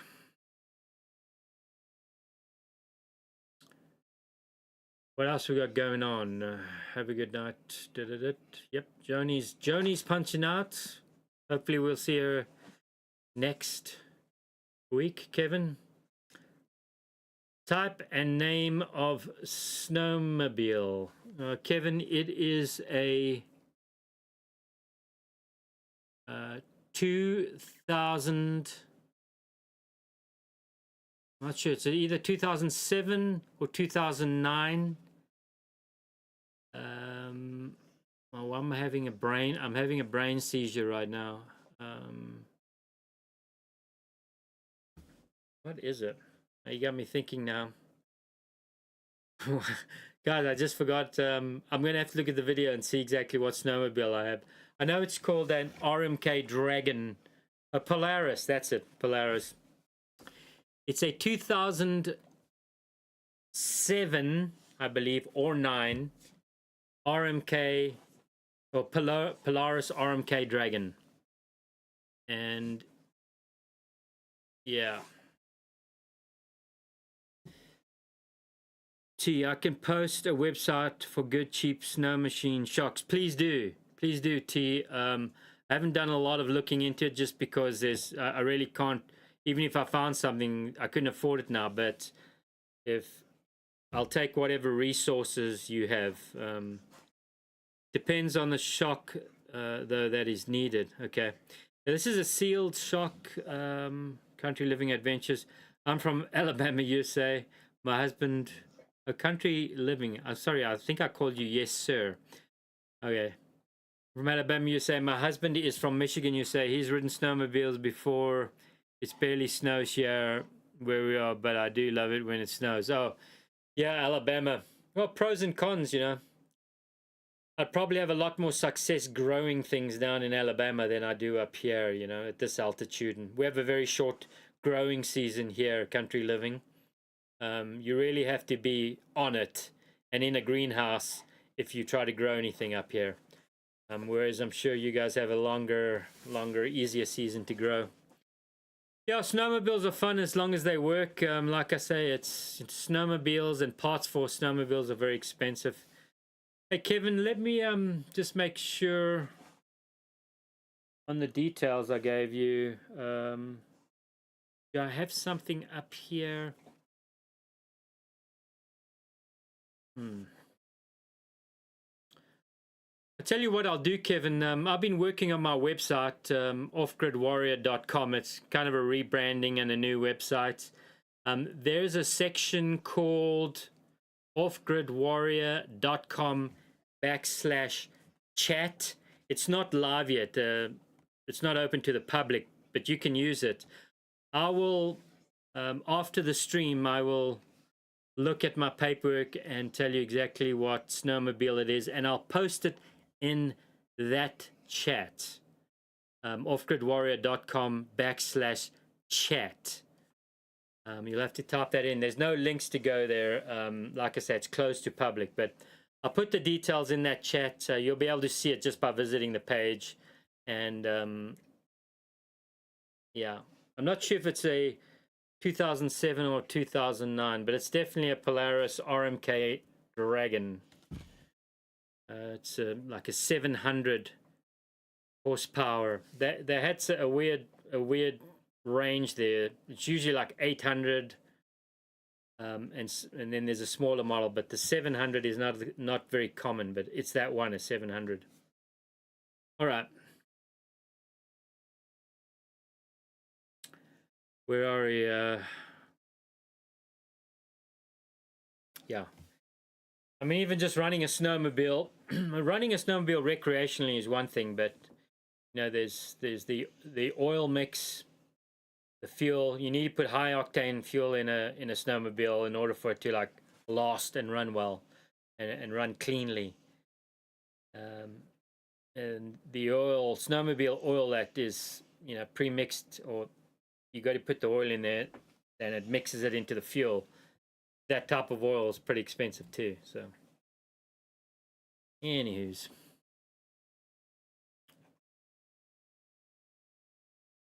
Jason Allen, hey brother, hope you're well. Jason, greetings, welcome. Yeah, Jason, you missed the video stream, mate. So you'll have to watch the replay. It's 50 minutes of video. It's usually around 20 minutes. So this was a long one. I see there's people that are still awake and chatting and in chat, so that's a good sign. Yeah.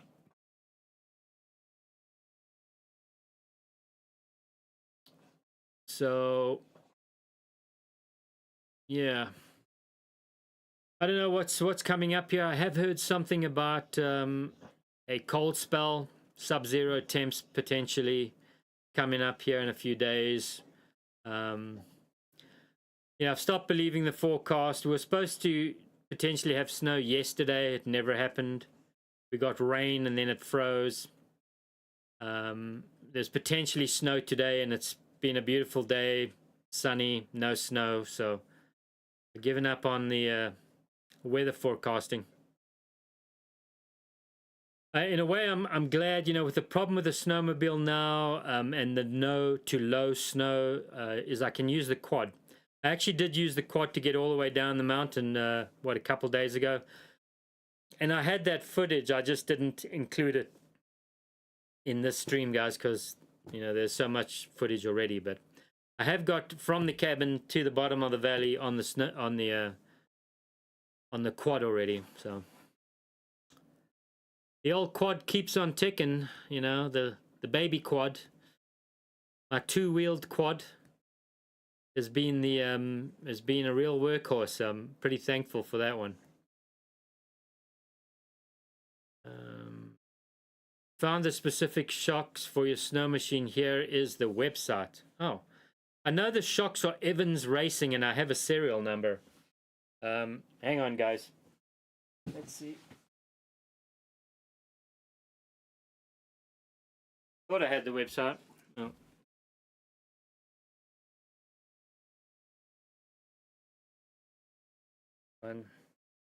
Bear with me, guys. I'm just looking up the serial number on the shocks. I remember I took a picture. So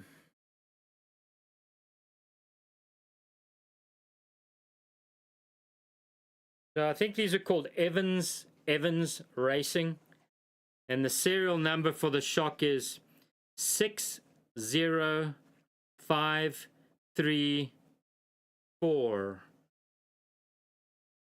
60534 is the serial number. And oh, sorry, yeah, Walker Evans Racing. Oh, you guys are awesome. I just haven't really spent the time in doing deep research on these shocks since the initial number that I saw for a snowmobile shock was, I just shut the window down. Okay, where are we? Yeah, T, you won't be able to put any links in this chat. I don't think, you know, it's not anything I control. Google doesn't allow other folks besides the admin putting links in. But put that link on the Gab or on the chat page on Off Grid Warrior. Okay, Jason, I'll be sure to watch as soon as your live is over. So do you have plenty of wood ready? Oh yeah, Jason, look, there's one thing I don't mess around with at the beginning of winter, and that is wood. Firewood. Firewood up here is survival, Jason, for sure. And so I spend a good chunk of the year felling and cutting wood and stacking wood and getting it dried and splitting. It really starts even at the end of winter. I might fell a couple trees and get them down. A good time to fell a good time to fell trees, guys. If you're using trees for, let's say, for a log cabin or log build, for even for firewood, the best time, not necessarily for firewood, but best time to cut them is at the end of winter. Because as soon as you get through winter and spring hits, that's when the tree's growth spurt starts, and that's when the sap is being pushed through the trunk up to the branches. So it's not a hard rule, but if you're felling for good logs, nice dry logs that won't crack or have a lot of sap in them, you want to do it in winter. Okay. Can you stop? Stop. No. Ranger is in absolute heaven right now, guys. It seems like he's Ranger. Hey. He's so happy to be up on this chair right now. He's just giving himself a complete bath, and we've got millions of hairs already all over the chair. Stop. No. Anyways, talking about wood and stoves, I got to crack a window here. It's pretty warm. There we go. Someday, I had someone reach out to me the other day and ask me if they can see the inside of the cabin, and I said, no. Maybe when I get it neat and organized. You know, winter, it's a bit of a man cave in here. You notice with my log cabin build too, that I did a few years ago, didn't really share much about the interior until the end, but it's the one little space that is private. But I think I'll share this one at some point when I get it clean. Not that it's dirty, it's just packed. I look like some weird old hermit guy in a cave, so I don't want to scare you guys away, or ladies. I was having a conversation a couple of weeks ago with someone. They suggested I try a dating app. I was like, man, that's going to be rough.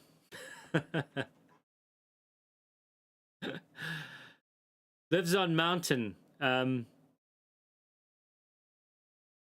Needs a ride. Needs a lift off the mountain. We're having a good chuckle how that profile would look. Anyways. Where are we? Yeah, thanks T. Okay, I got that. Appreciate it, man. Oh yeah, back to yeah, Jason. I got lots of wood, man. We're good to go, and I'll still have wood left over after winter. I also Jason, I don't like. I'm quite happy being in this cabin and the temps getting into the low 40s before I even think about a fire. I have no problem just putting a couple pairs of socks on and you know, some sweaters, tracksuit pants, and just being in here with colder temps or coolish temps. So I don't have a fire going all day every day. It's only when I get cold or it's feeling chilly in here that I'll stoke the fire up. Of course, with these sub-zero temps, it's tough not to have a fire going all the time because this cabin is not super airtight. I've got to remake the door. The door is homemade, and I need to work on a better seal there. The inside of this door will freeze and get ice on the inside when we get those sub-zero temperatures. I think I have a few videos I did last year in winter where I show you the door looking like an icicle on the inside.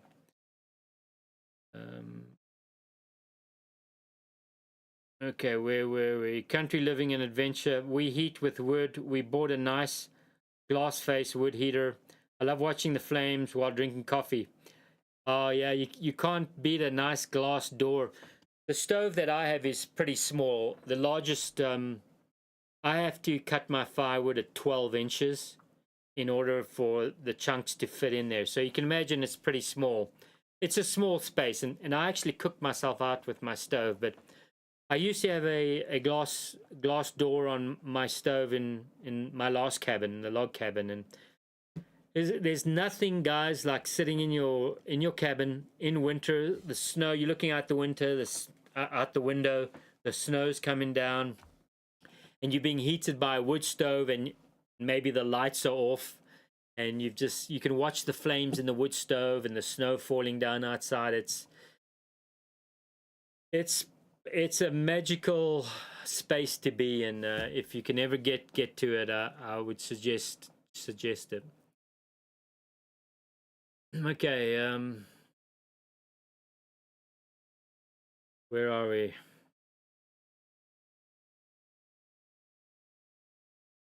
I've been in the middle of cutting nice oak for my heating of next year's wood. Oh yeah, Jason, oak, that's nice. We don't have that kind of luxury. Those hardwoods we don't get up here. Just a lot of fir, Douglas fir, tamarack, or what's tamarack, western larch. It's the same thing. A lot of the evergreen type trees. Finding an oak around this region is kind of rare. I mean, they exist, but those hardwoods are, yeah, that's great wood. John Off-Grid, we got a buddy heater going right now. We also have mini split, but need to get the rest of our panels. Do you have enough juice? No. Stop. No. Yeah, I've got 300 watt, 3 times 100 watt panels, and it can be a little sketchy this time of the year to get my batteries charged up.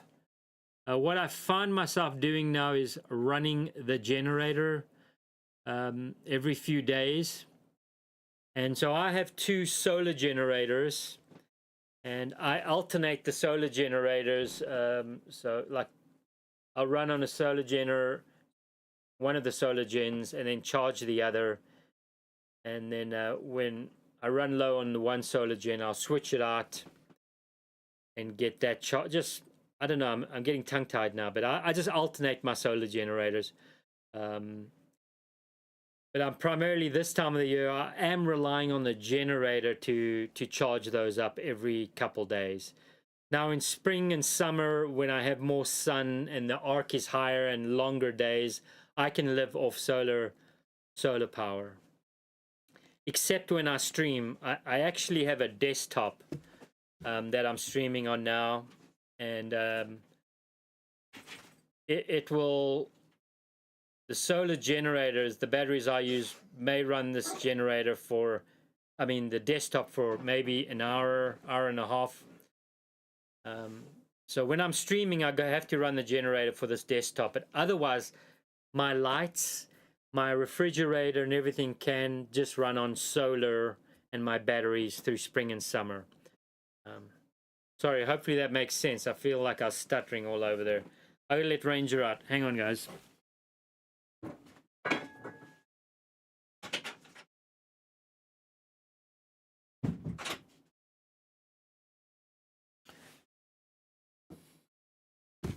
Okay, yeah, John Off-Grid Garage. Hopefully that answers your questions. John, I think I'm not sure. Forgive me. Do you have a channel, a YouTube channel, or did you send me a picture of your solar panels? I apologize to anybody who's tried to get hold of me on Facebook. I'm just not. Although I have a Off-Grid Warrior Facebook page, I don't use it I don't have a personal Facebook page which I use. I do have the Off-Grid Warrior on Facebook, but I don't. It's not something I check. I'm not really a fan of Facebook, and so I have Facebook, the Off-Grid Warrior on Facebook. I'll post something on Instagram, and it automatically posts to Facebook. So I try to stay away from Facebook and off Facebook, and I don't like Facebook on my phone or any devices, because it's just it's a company that's, well, all these companies are the same now, but Facebook is one of the worst for just, sucking all your data up. And then I gave up. I just, with Facebook, I seem to get all these silly notifications, people I don't know, companies, offers, advertisements, and it's just, I'll reset something on a Facebook app, and then it resets again, and then I get notifications. I'm one of these people that does not pay attention to notifications on my phone. I don't want to, and I try and turn those things off. But Facebook, for some reason, is always just spamming me or changing settings. And so if you've reached out to me, my point is, if you've reached out to me on Facebook and you're not sharing anything, that's why. So I apologize. A country living and adventures. We love living off grid. Haven't had power bill since 2014. We slowly built up, making it bigger. It's been a fun adventure for sure.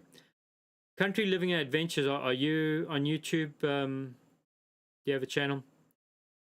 Feel free to let folks know. I think everybody on this channel and chat would, if you're doing something similar, that, if you're living off grid, homesteading, please don't be shy to let us know that you have a channel, or where we can see more stuff. That's what we like here. Off-grid garage, a light reflecting off the snow. Did I miss a chat about that? Keep an eye out in the past.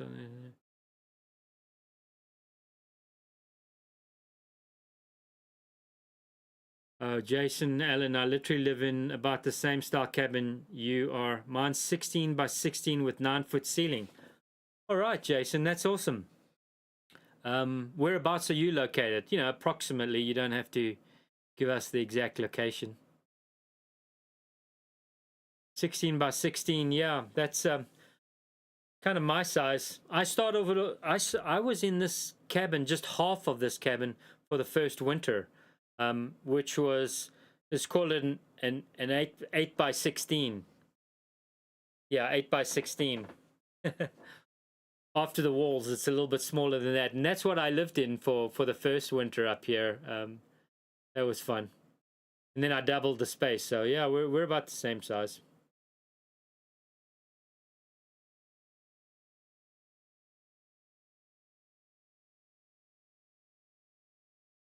Yeah, I sent you a picture of some of my solar. That's okay. I just was showing what was having happened here. Okay, gotcha. John, I did see that. And I can't recall if I got back to you or not, but, or I was going to. I apologize. Yes, I did see your panels in the snow there.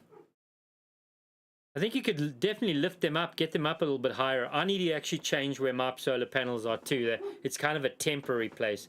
I'd like to get them up on an elevated stand behind the cabin. They would see a lot more snow, but baby steps. Like you said, they're country living.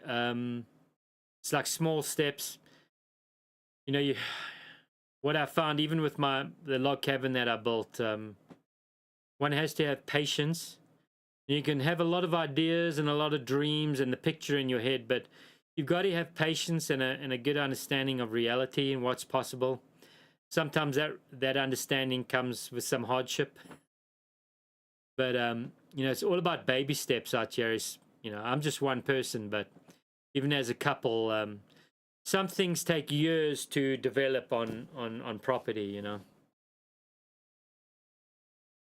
Oh, Jason, you're in North Carolina. Okay, I got it. I remember. I think you may have mentioned that before or told me.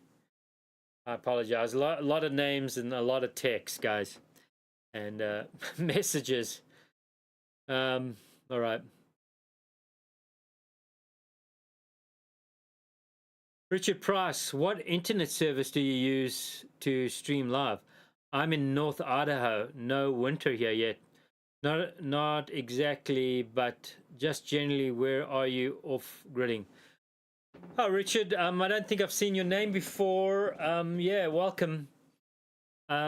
So I think it's been maybe a couple years now, a year and a half ago, I got a Starlink.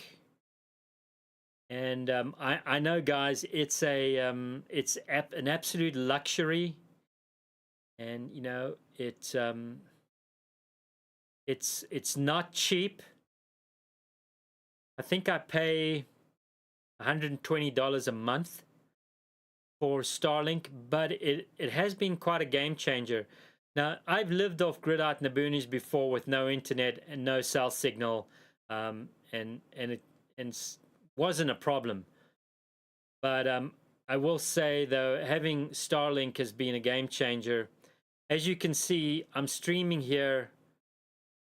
You could not do many things. You could definitely not stream on old traditional satellite internet. That was garbage.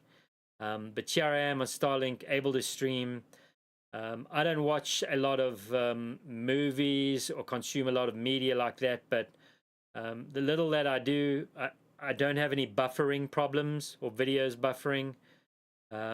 It's been pretty good. Now, I have experimented with the streaming. I can't stream in like 1020. The stream gets a little bit choppy and will buffer. Because here's the thing with Starlink, the download speeds are great. It's the upload speeds that are considerably less than broadband or being connected to, you know, a cable. The uploading is considerably slower. So I'm streaming at 720. I'd love to stream at higher resolution, but it can get a little skippy. But other than that, the Starlink has been a game changer, and I'm very fortunate. Okay, I'm gonna let Ranger in again, guys. Hang on.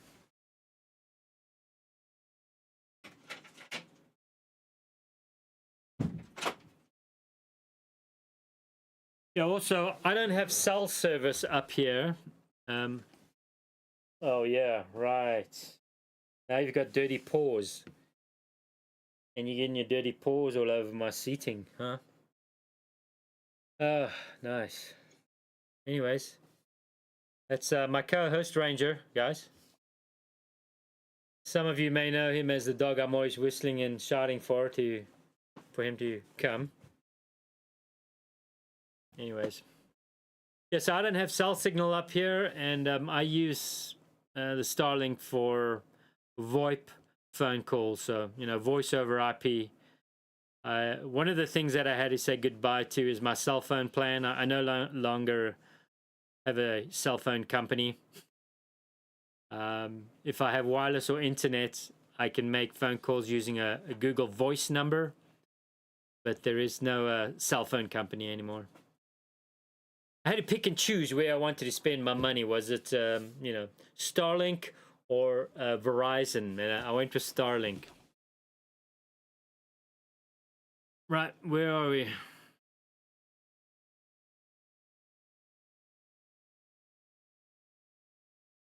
John Off-Grid Garage. Is that what I got here? The new solar panels that they came out with, and they're bifacial, and the snow can reflect light on them, can be very beneficial. Oh, really? Yes. Solar panels have really improved over the years. You know, I was playing with snow panels, solar panels, 25, 30 years ago. You know, out at sea, sailing across oceans, solar panels is what you had on your boat. And so, you know, I'm well aware of what they're capable of, you know, 20, 25 years ago, and being dependent on solar panels. And they've come a long way. Also in cost too. Solar panels used to cost an arm and a leg, and now they're fairly cheap. And the technology is pretty good, but I haven't really put the idea or seen anything specific to reflection or snow reflection on the panel being beneficial. But, I mean, it makes sense. Country living and adventures. We have endured hardship building our solar system, but it's been well worth it. Yeah. Sometimes you have to make mistakes. Did you build yours yourself? Country living. I'm sure you probably did. There are people that come and you know, coming off grid, and you know they can just pay other people to build their systems. That's nice. There's nothing wrong with that. But for many of us, we kind of have to cobble and go through you know, the learning curve. cobble things together. Country living adventures. I have autism, so I have a Roku. I need something to occupy my mind and watch wilderness and solar stuff and home shows. Yeah. Look, I don't want to sound like I'm poo-pooing, internet or watching movies, or, I watch a few things here and there. I just don't spend a lot of hours in any, long time doing so. But it is nice to be able to look up things that I need. When I had a little bit of cash income, I would order an item or two online, and it's nice to have something delivered to your PO box. And just when I do a trip into town, the rare trip into town, I can just pick it up. I don't have to drive hundreds of miles to go and look for something. I can just get it online. So it's definitely beneficial. And, internet, especially Starlink, guys, it's been a game changer for a lot of folks living rural. I mean, there's pros and cons. I'm a little bit concerned about, the tech bros and everybody now coming out here because they can work from home, and buying up rural properties and turning rural areas into, everybody and their grandmother living out here because they now have internet and can work from home. That's a downside for me. I don't think we've met that yet, but there are definitely people moving out here and more comfortable with being out in the boonies because they can have their internet. So that's going to drive more traffic out to these kinds of areas. But yeah, I do partake in some things. One of my hobbies, I forget who it was, but we were talking about hobbies early on, is, I mean, the early years, I was a little bit of a tech guy, and I kind of like playing around with code and programming. And so I've been fiddling around and getting recently, just in recent month or two, starting to fiddle around with coding again. Like I mentioned, I'm redoing offgridwarrior.com, and it's work in progress, guys. You can go look at it, and actually feel free to post some comments if you wanted, just to get some activity in there. I'm still adding old posts to this new website, so it'll be a few weeks till I'm done with it. But check it out and let me know what you guys think. Actually, you guys can be my testers. I haven't really made it public, but that's a lie, because I think offgridwarrior.com is everywhere on my profile, but that's my old site. But anyways, the new one, I enjoy coding. I did go to school for a short period to learn web development and some coding languages, so I guess that is a hobby, but it's not something I pursue for work, or I find it stimulating for the mind, especially when you're nothing but a pack horse and a grunt all day long. Sometimes I do like to sit down and just have the brain part churning. That's my excuse. Yeah, country living and adventures. Yes, we installed everything ourselves. Yeah, the best way to go. That way, when it starts breaking down, or you have problems, or you need to replace items on these systems, you know how to do it. I've said this before. My weak point is mechanical stuff. I can change things. I've changed water pumps, alternators, starter motors. I'm not the best when it comes to troubleshooting issues mechanically, and also electrical is another weak point of mine. That's why all my systems, I keep everything really simple. My lights are literally USB lights. They're connected to DC batteries. I'm really about keeping it simple. I don't need a complicated system. The other thing, guys, if I wanted to take my home that I had in a city and just have all of that out here, I mean, what would be the point? Just a change in scenery? I'm really big on simplifying, not just lifestyle, but the systems around you.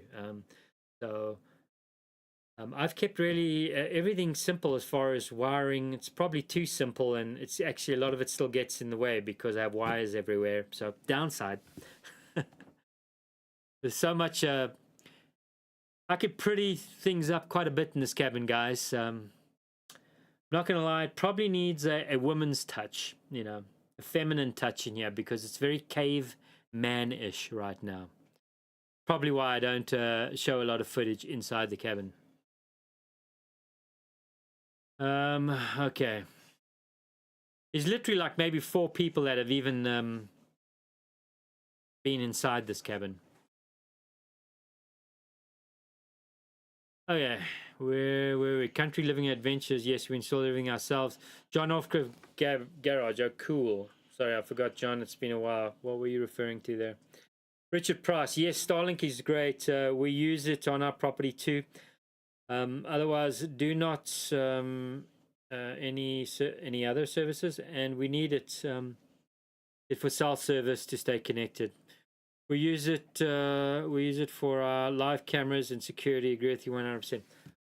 Live cameras and security, yeah. Well, you must have a good power source to be running cameras and security. I guess that's 24/7. We're not talking about game cams. Yeah, you have connected cameras. Are they connected to the internet? Can you view them remotely? Yeah, when I'm not here, there's no power unless I'm charging batteries, but there's nothing really running. I lie. I have this small fridge. It's a 12-volt fridge. I did a review on it, a video. You can look back in my YouTube videos. It's called an IceCo. It's basically a large cooler that's 12 volt, and that does a great job. That's the only thing that's constantly running. John Off Grid Garage, we got a to pack Amazon. Yeah, that's another thing, that old Amazon. It sure does come in handy for rural folks. I mean, Amazon does actually deliver, or I shouldn't say Amazon, UPS delivers to some neighbors of mine. And I'm, we're fairly out here. And I know there are even more remote areas that UPS, in some areas of the country, they'll drive out to. So, the whole Amazon and UPS thing has been another game changer for rural living. I mean, just think about this. Back in the day, and I know some of you have been doing this for a long time, but, before the advent of UPS being everywhere and Amazon, if you lived out in the boonies and you needed some little doodad for your, to fix your lawnmower or some other item, some specialized item, you may have had to do a couple-hour drive to your biggest city or your large town for you to find that item. Nowadays, a lot of people out in the boonies are serviced by UPS. It's a massive changer as far as rural living and rural lifestyle goes. We have two, John Offgrid Garage, we have 2 systems. One is DC and it runs lights. We have AC lights too, and we have a DC fridge and backup inverter too. Well, there you go. That sounds like a pretty basic system. I mean, AC is a nice add-on. I don't run any AC anything, but I also don't have a lot of batteries, and I'm one guy and a dog. Sorry, Ranger. What is your deal? Can you go? Why don't you chill out, bud? Hey, why don't you just stop? Yeah? Stop. Hey, stop.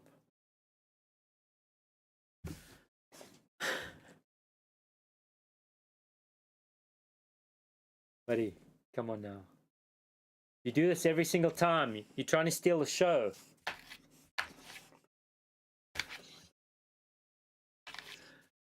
This is my entertainment, folks. No. This is my entertainment. Stop. Okay, we gotta get serious now and firm. Where are we? Okay, sorry guys. I know the dog is such a distraction. Where were we?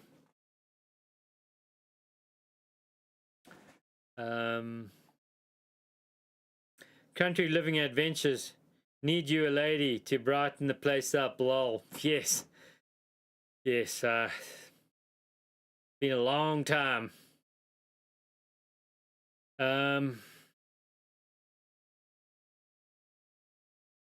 I know I'm silly. Yeah, that's okay. We have two systems. Okay, got that. USB lights down a long time, won't they? USB lights down a long time, won't they? I'm sorry, I missed that. I also have some solar lights that I bought on Amazon. I forget, just some no-name Chinese brand, and these things work great. They have a solar panel about this size, and I have it outside. You guys may have noticed it in some of my videos. It's that size. It's outside, and I have these two hanging lights, and they merely just do their own thing. The only problem is I won't recommend this, guys. Never get lights that can only be operated with a remote control. Stop! Because it looks like a fairly simple remote control, right? Well, when you misplace the remote control, it's kind of difficult trying to turn your lights on or trying to turn your lights off. I have places where I keep on telling myself, this is where you put the remote control. Don't put it down anywhere else. Put it down in the spot, and lo and behold, I lose this little remote, and it's the only way to turn the lights on and off. Here's the other problem. Somehow, well, this has an auto feature, and what that does is when it gets dark, the lights come on automatically. The problem is I've lost the manual, and I can't figure out how to turn that feature off. So when I'm not here or get back home late at night, which is kind of rare, but it happens, these lights have been on for multiple hours before I even get home, which I guess could be good for security, but nobody comes up here. But it does drain the batteries down if I have lights on while I'm not here. So, pros and cons.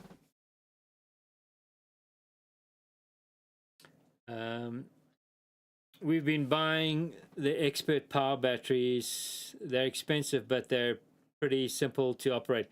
What are they? Are they AGM or Deep Cycle?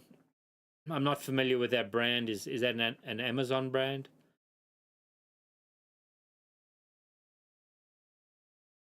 I'm surprised we still have folks on the live channel, guys. I don't know how long we've been doing this. 6:30, 7:30, 8:30. Wow. Definitely over a couple hours we've been going. Thanks for hanging out.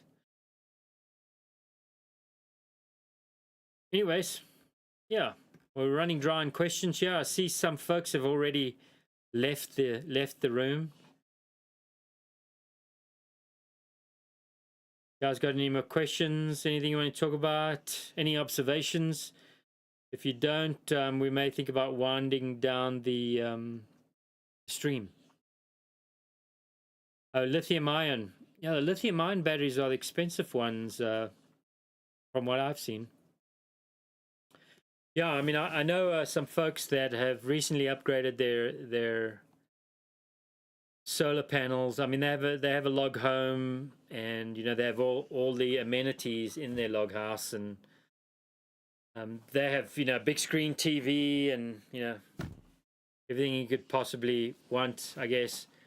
And their new lithium ion batteries and their solar panels keep the house running even this time of the year. The sun is working for them, and their house runs just fine. So I mean, it's possible. It's just how much money you want to throw at the issue.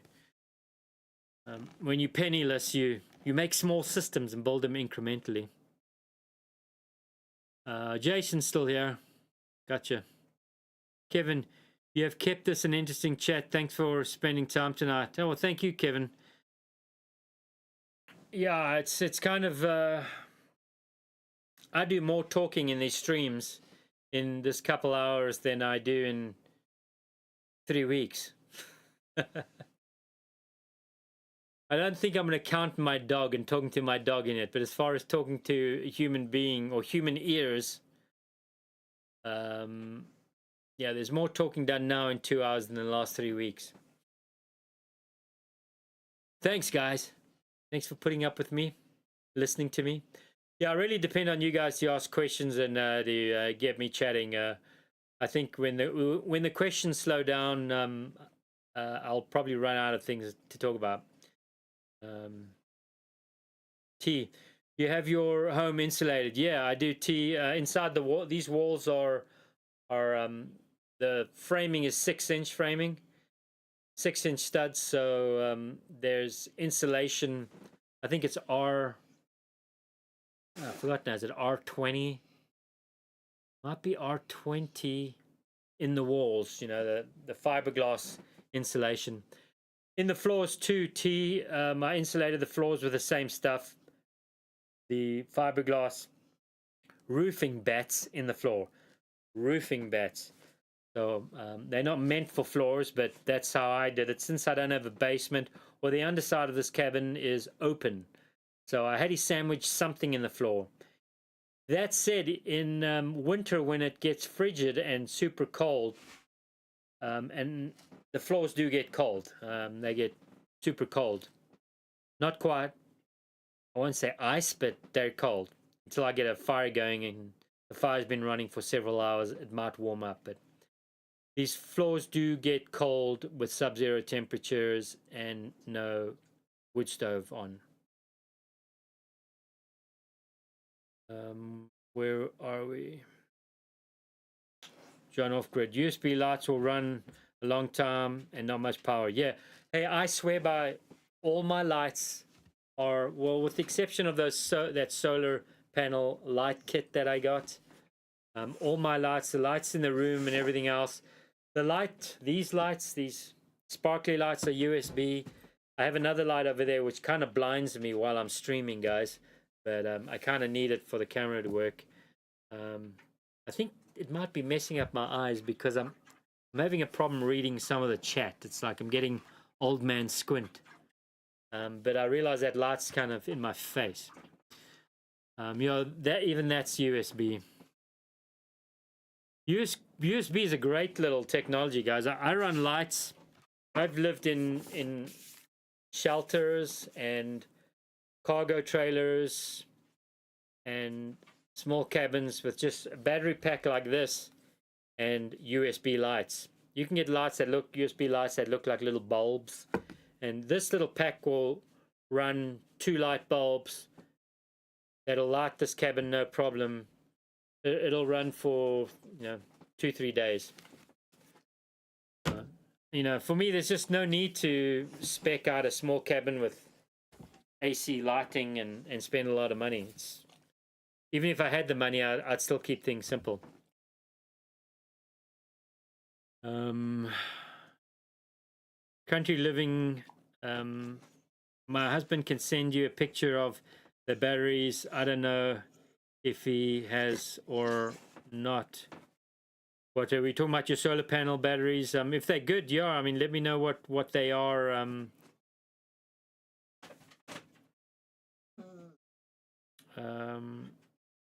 don't know if you guys are either on Facebook or on Gab is the best way to send me something. I try not to hand out the email address. Not that I don't trust you, but once the email address gets out, and it has already, you guys, the amount of spam and garbage email I get is horrific. It's one of the reasons why I don't really monitor email that much, because every time I open it up, it's 50, 60 emails, and that's even with spam controls. Anyways, I'm gonna let Ranger out again. Hang on.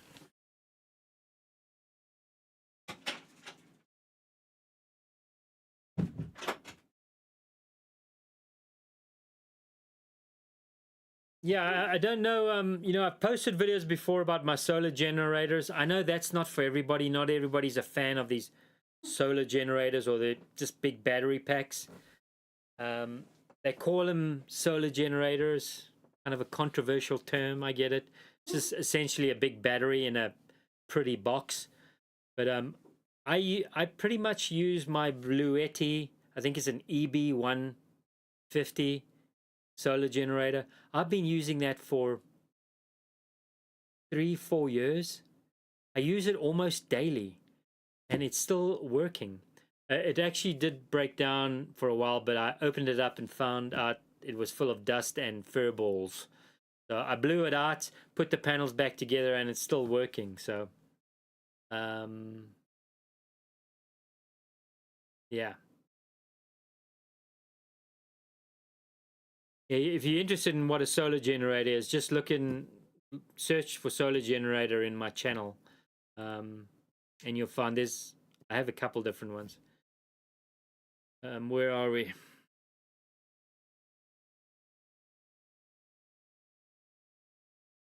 Yeah, here we have remote control for a mini split, and we lose that. We can't turn it on. Yeah, remote controls is horrible, horrible.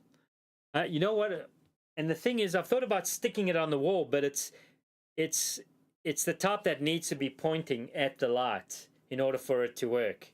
Right? It's not like a radio signal. It's an infrared IR signal, so it needs to point at the light. So it'd be great if I could secure it to the wall, screw it down with like a metal plate, and it wouldn't move. But yeah. Anyways, where we? John off grid garage. Sorry, I have to do speech type after the stroke. It messes up sometimes. Oh, John, sorry to hear that, man. No problem. Don't worry about it. You should see me typing, like, especially typing on a phone. I mess up all the time. Don't worry about it, sir. Doesn't bother me. Richard Price, lol. You take on remote control for solar lights. We have same problem. I gave up and just let them do their thing. Good. So it's not just me. Yeah, I wish they would make it a little bit simpler, guys, because there is you can see there's an auto button, and at some point I pressed that auto button, and now I can't figure out how to unauto it. I've pressed and hold, pressed it a few times. I mean, it's been months I've been trying to figure out how to turn the auto off, and without the manual, it's like pretty tough. It's kind of neat though. You know, I can switch between a yellow light and a bright white. I can also go on to, you know, a high setting and a medium setting to conserve battery. But as far as the auto, I can set hours and all that. That's been screwed with accidentally by me, and now no matter what I do, whatever combination I try, I can't figure out how to turn that auto off. And I got to let Ranger inside again, guys. Apologies.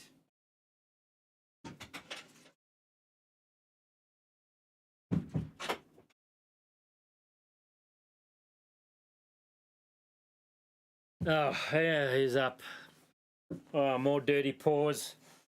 Hey, sit now. Sit. Stay. Stay. More dirty paws on the on my couch, my chair, my bench. Okay, where were we with chat? T, I will post another link on your Gab video. Thermal Everrock insulated skirting, good for home to keep it warmer. Okay, thermal skirting sounds expensive. T. John Off-Grid Garage. We had bought the SOK Serverite batteries, but they're too expensive, so we went to Expert Power for the rest. We want to save $1,000 on each. Holy cow! Yeah, these top of the range batteries that one can get your hands on are ridiculously expensive. But I know there are alternatives. I bought some. I forget the name of the company now. Hang on, guys. You've probably heard of the company. It's pretty well known.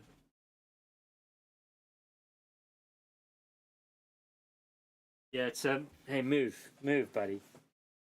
Man, there's just such a mess on this couch now. Move.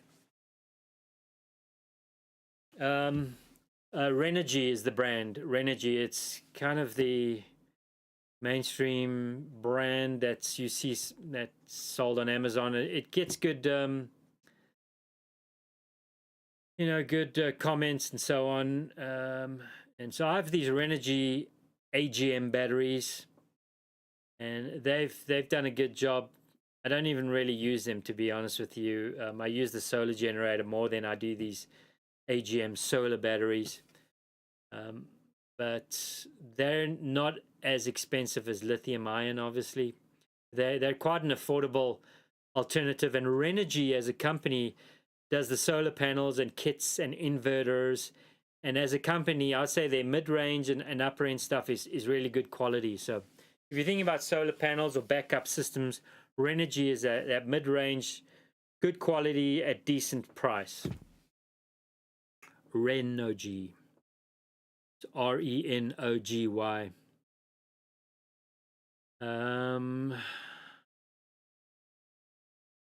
Yeah, that's a big savings on batteries. John Off-Grid. Jason Allen, did you ever get the truck fixed? And oh, did this? No, I did not. Truck not running. Negative. Yeah, I did the starter motor change, new starter motor, and all new spark plugs, and no change, no difference. Next, I'll be doing the I think that control module that I forget what it's called. It's a little cap that fires a spark. That thing. I did it on my old truck, which is different. This truck is got a different setup, so we'll have to look into that when I can afford it. John Off-Grid Garage. Amazon started making 48-volt light for Edison socket, and they run on 12 or 24-volt multi-voltage. Is that like an Amazon has its own brand, its own branded solar gear? Edison batteries and Amazon branded? Huh. That's interesting. If you want to know what's selling well, just see what Amazon is branding as their own. You know, when they come up with their own products, they have all the data as to what's selling well, and so they know where to spend their money in creating their own products or bringing in Chinese products and rebranding them as Amazon. Minimum 10 panels, and each panel averages between $20 and $80, depends on which ones you want to use. Easy installation and comes as a kit. Also fire retardant. Well, I don't know. Sounds pretty decent. Oh, Kevin, yeah, ignition control module. Thank you. Is there another name for that? Is that the rotor cap? Pretty much the same thing. Are we thinking about the same thing? Rotor cap?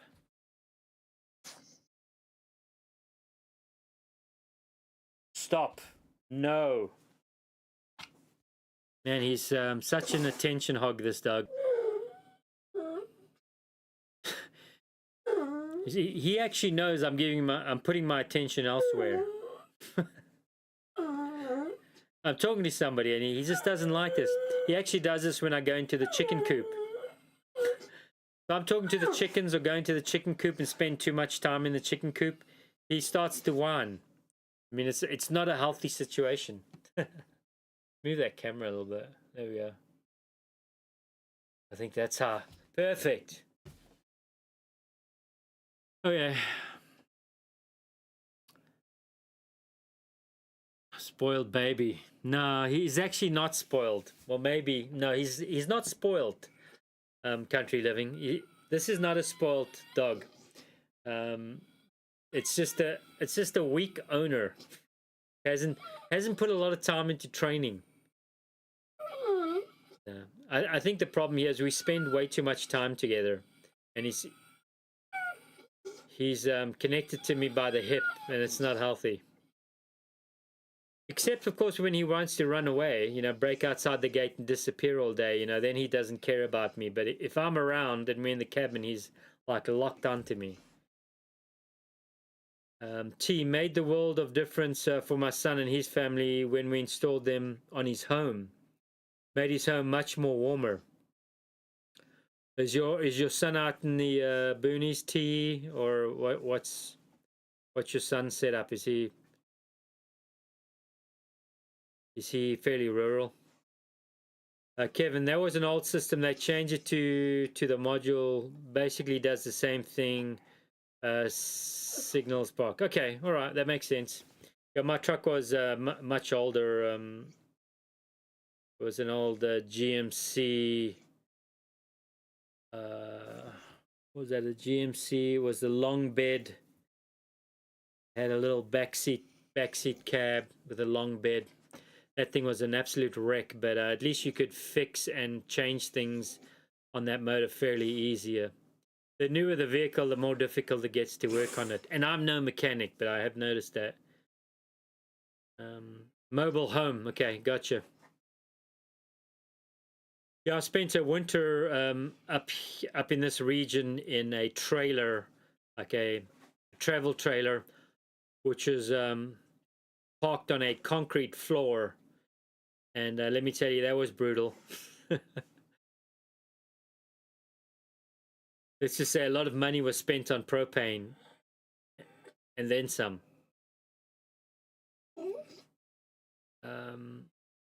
Jason Allen, yeah, but he's your best friend and keeps you a lot of company, I'm sure. Yeah, kind of.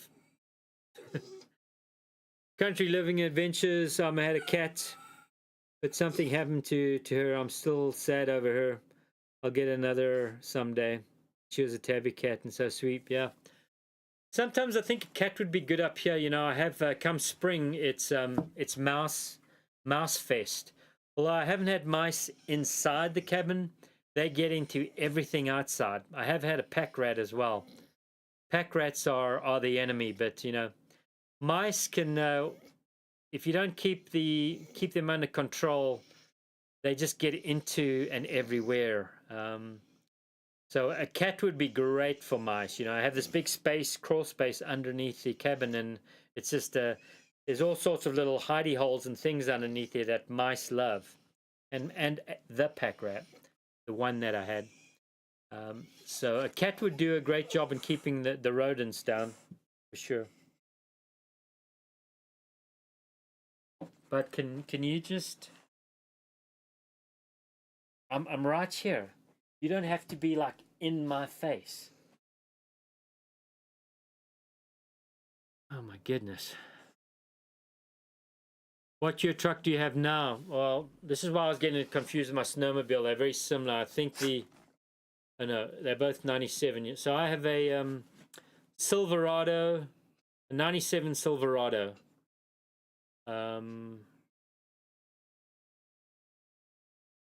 Yeah, 97 Silverado, K1500. And it's got the smaller of the two motors that came with that model, the V8. But I think, yeah, my next step is going to be that control module, getting that open up. And going from there. This light, the stream light that I have to use, I think is really messing up my eyes. Hang on, guys, I'm going to have to give it a turn.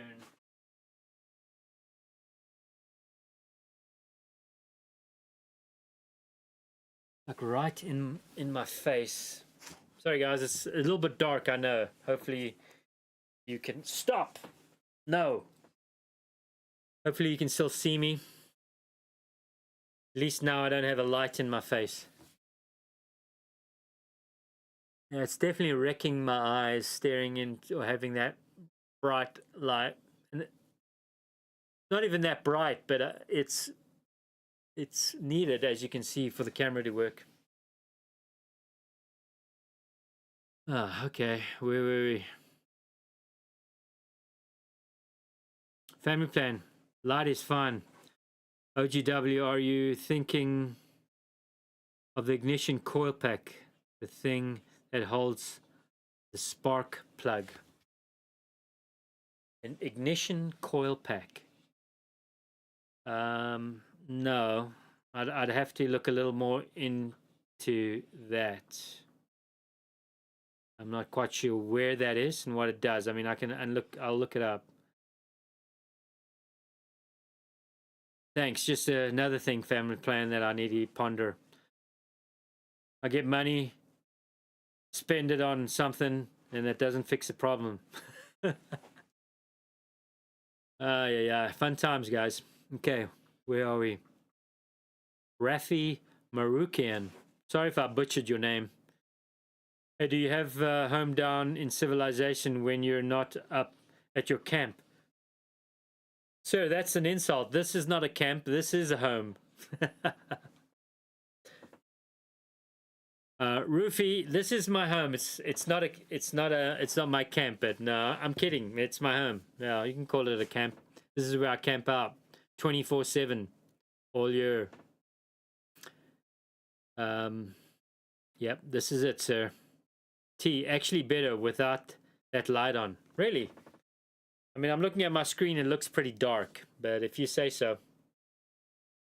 Yeah, my eyes were just getting cooked, guys.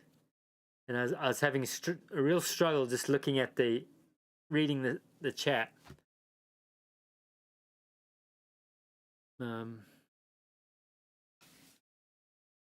Okay, Kevin, that's good. Light doesn't need to blind you for the stream. Yeah, I'm throwing away my health for you guys. Kevin, oh, that's for family plan. Those came out later. Rotor and then module, then coils.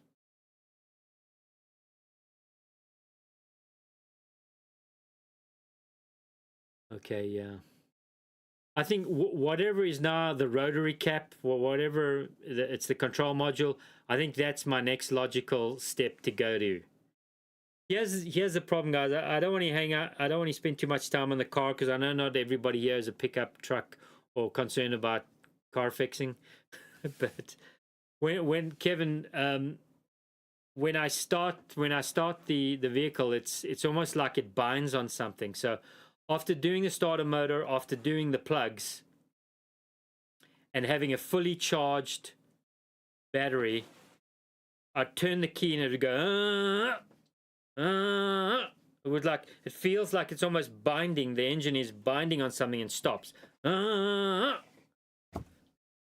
probably sound and look like a complete idiot on stream describing that, but it's just it binds up on something. So there's still strength, and it seems like it's wanting to go, but then it jerks and stops.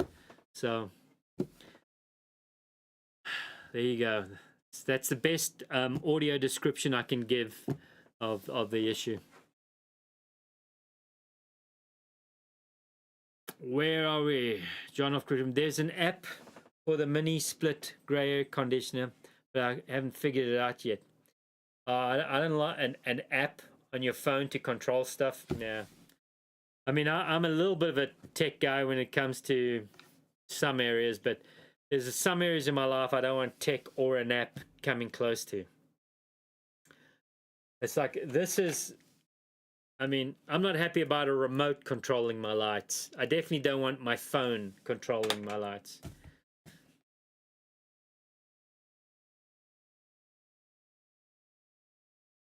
The lights behind you are plenty enough light. Good. Are all the belts in the truck in good shape?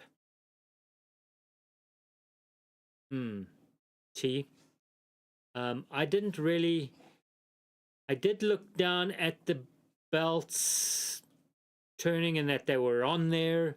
I didn't really feel the belt for any shape or condition.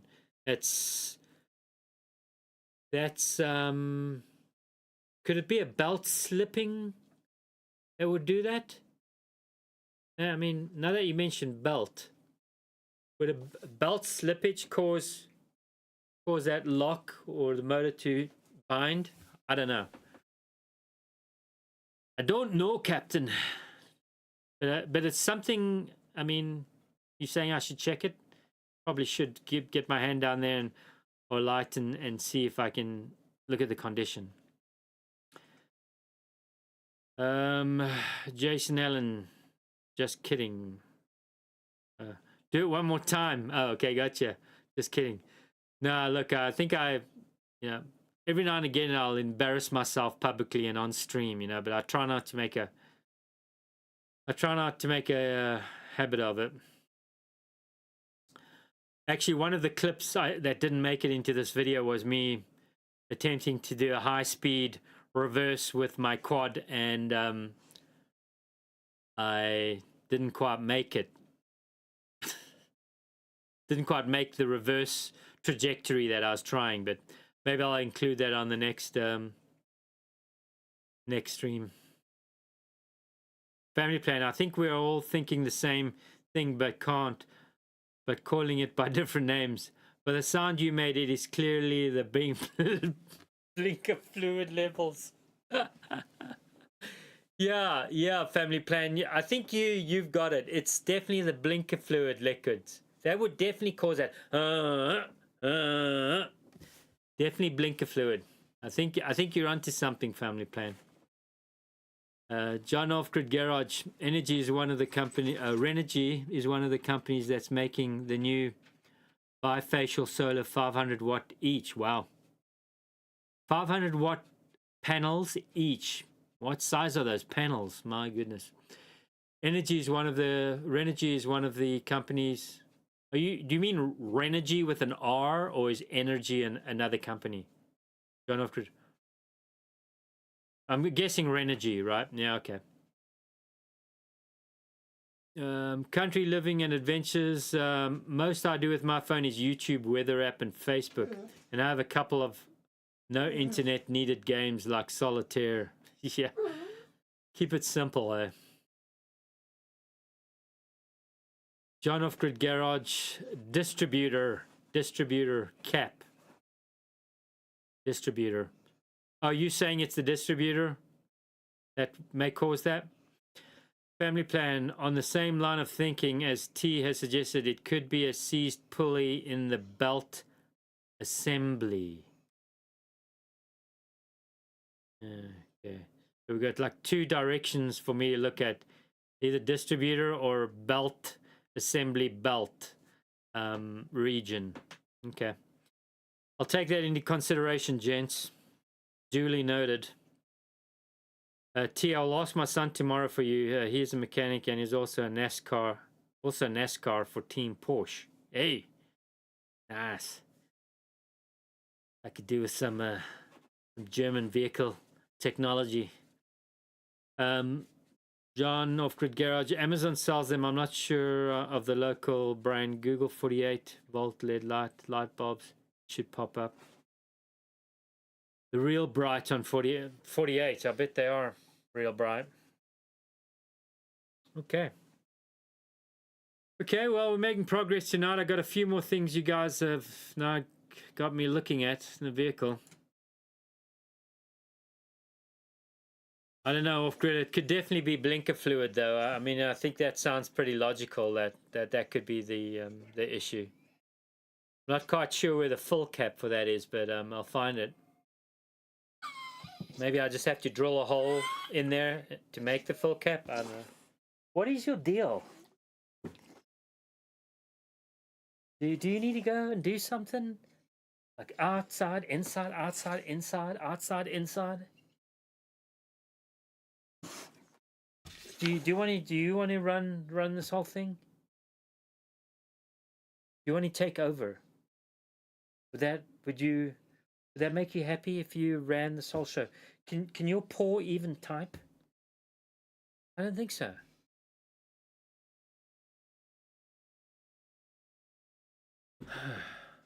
You know, now he wants out again.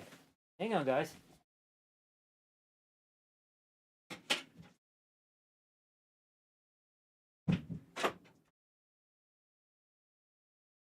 I mean, this is one thing I have learned about dogs. If you don't train the dog will train you. You heard it here, guys. Okay, where are we? Jason Allen, I have a 1996 Silverado and had the AC compressor start locking up one time and wouldn't allow it to spin fast enough. Huh. Well, I don't know. I mean, I never run the AC ever. Not even in summer months. Just the run. I don't think I've ever turned the AC on in my pickup truck. I just roll down the windows.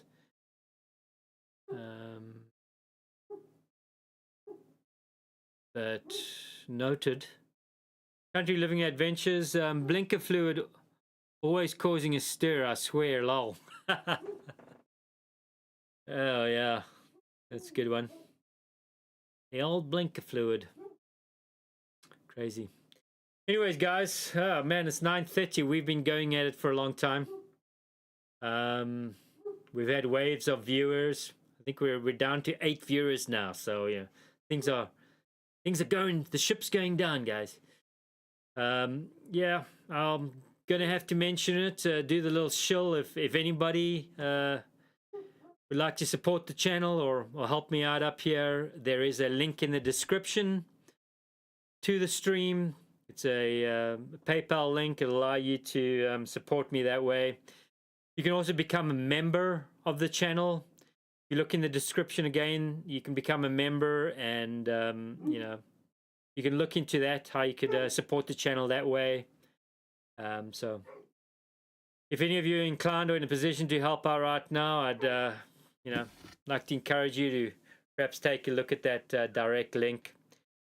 If not, that's absolutely fine too, guys. No problems. I see Ranger, you see, I just let him out and he's at it again. If you can't find the link in the description, I'm posting it now. You can just click that link, guys, and help out that way. But on that note, guys, I think we're, and gals, ladies and gents, I think we're gonna call it a night. So I really appreciate everybody tuning in, and I love the comments, love the chat, guys. It's actually nice for me to sit down and converse like this, even though we're not really in the same room, but we are. So thank you for your help. The suggestions, guys, for the vehicle, I'll take a look at those next 2 steps and ponder those. Belt, pulley, and distributor. Those are 2 separate things, but I can at least look at the belt, pulley, and see if there's anything obvious going on there. Yeah, guys, I think on that note, we're gonna shut her down. Rangers again outside whining. T, I'll mail you a letter with a check or money order if it's to help out. T, mate, you know, you don't feel obligated. If you can help out in any way, I'd appreciate it. Guys, it's been a little rough these last few months, but all is good otherwise. More blessings than any issues, guys. Any issue I have is temporary, and it's nothing's life-threatening, and I'm having a good time. That's what I'm going to tell myself. I'm going to keep telling myself I'm having a good time. Okay. Hey, Family Plan, thank you, sir. Good having you here. And you have a good one, sir. We'll see you next one, man. We'll shoot for next Saturday, same time. Kevin, thank you. Thank you for all the tips and ideas. T, thank you to you, sir. I'll be checking mail here a couple times, 3 times a month, maybe. If I get a vehicle, maybe sooner. And for everybody else who's been hanging out on the sidelines and maybe not partaking, because I know a few of you out there are on the sidelines, not partaking. Thanks for watching anyways. You're welcome anytime. And I think, guys, on that note, we're out of here. And I think tonight we might end up doing a little bit of coding and finishing some stuff off on the new website. Feel free to give me some feedback on that, guys. If anything's not working or if you notice anything weird, let me know. And actually, we may not even do that tonight. Maybe a bit of reading. I don't know if I want to keep staring at the screen. I've been staring at it for 3 hours now. Actually, I want to take a break from it. So we'll do some reading and then bedtime. So thank you, guys. Jason, Night, brother. See you too. Stay safe. Okay, take it easy, guys.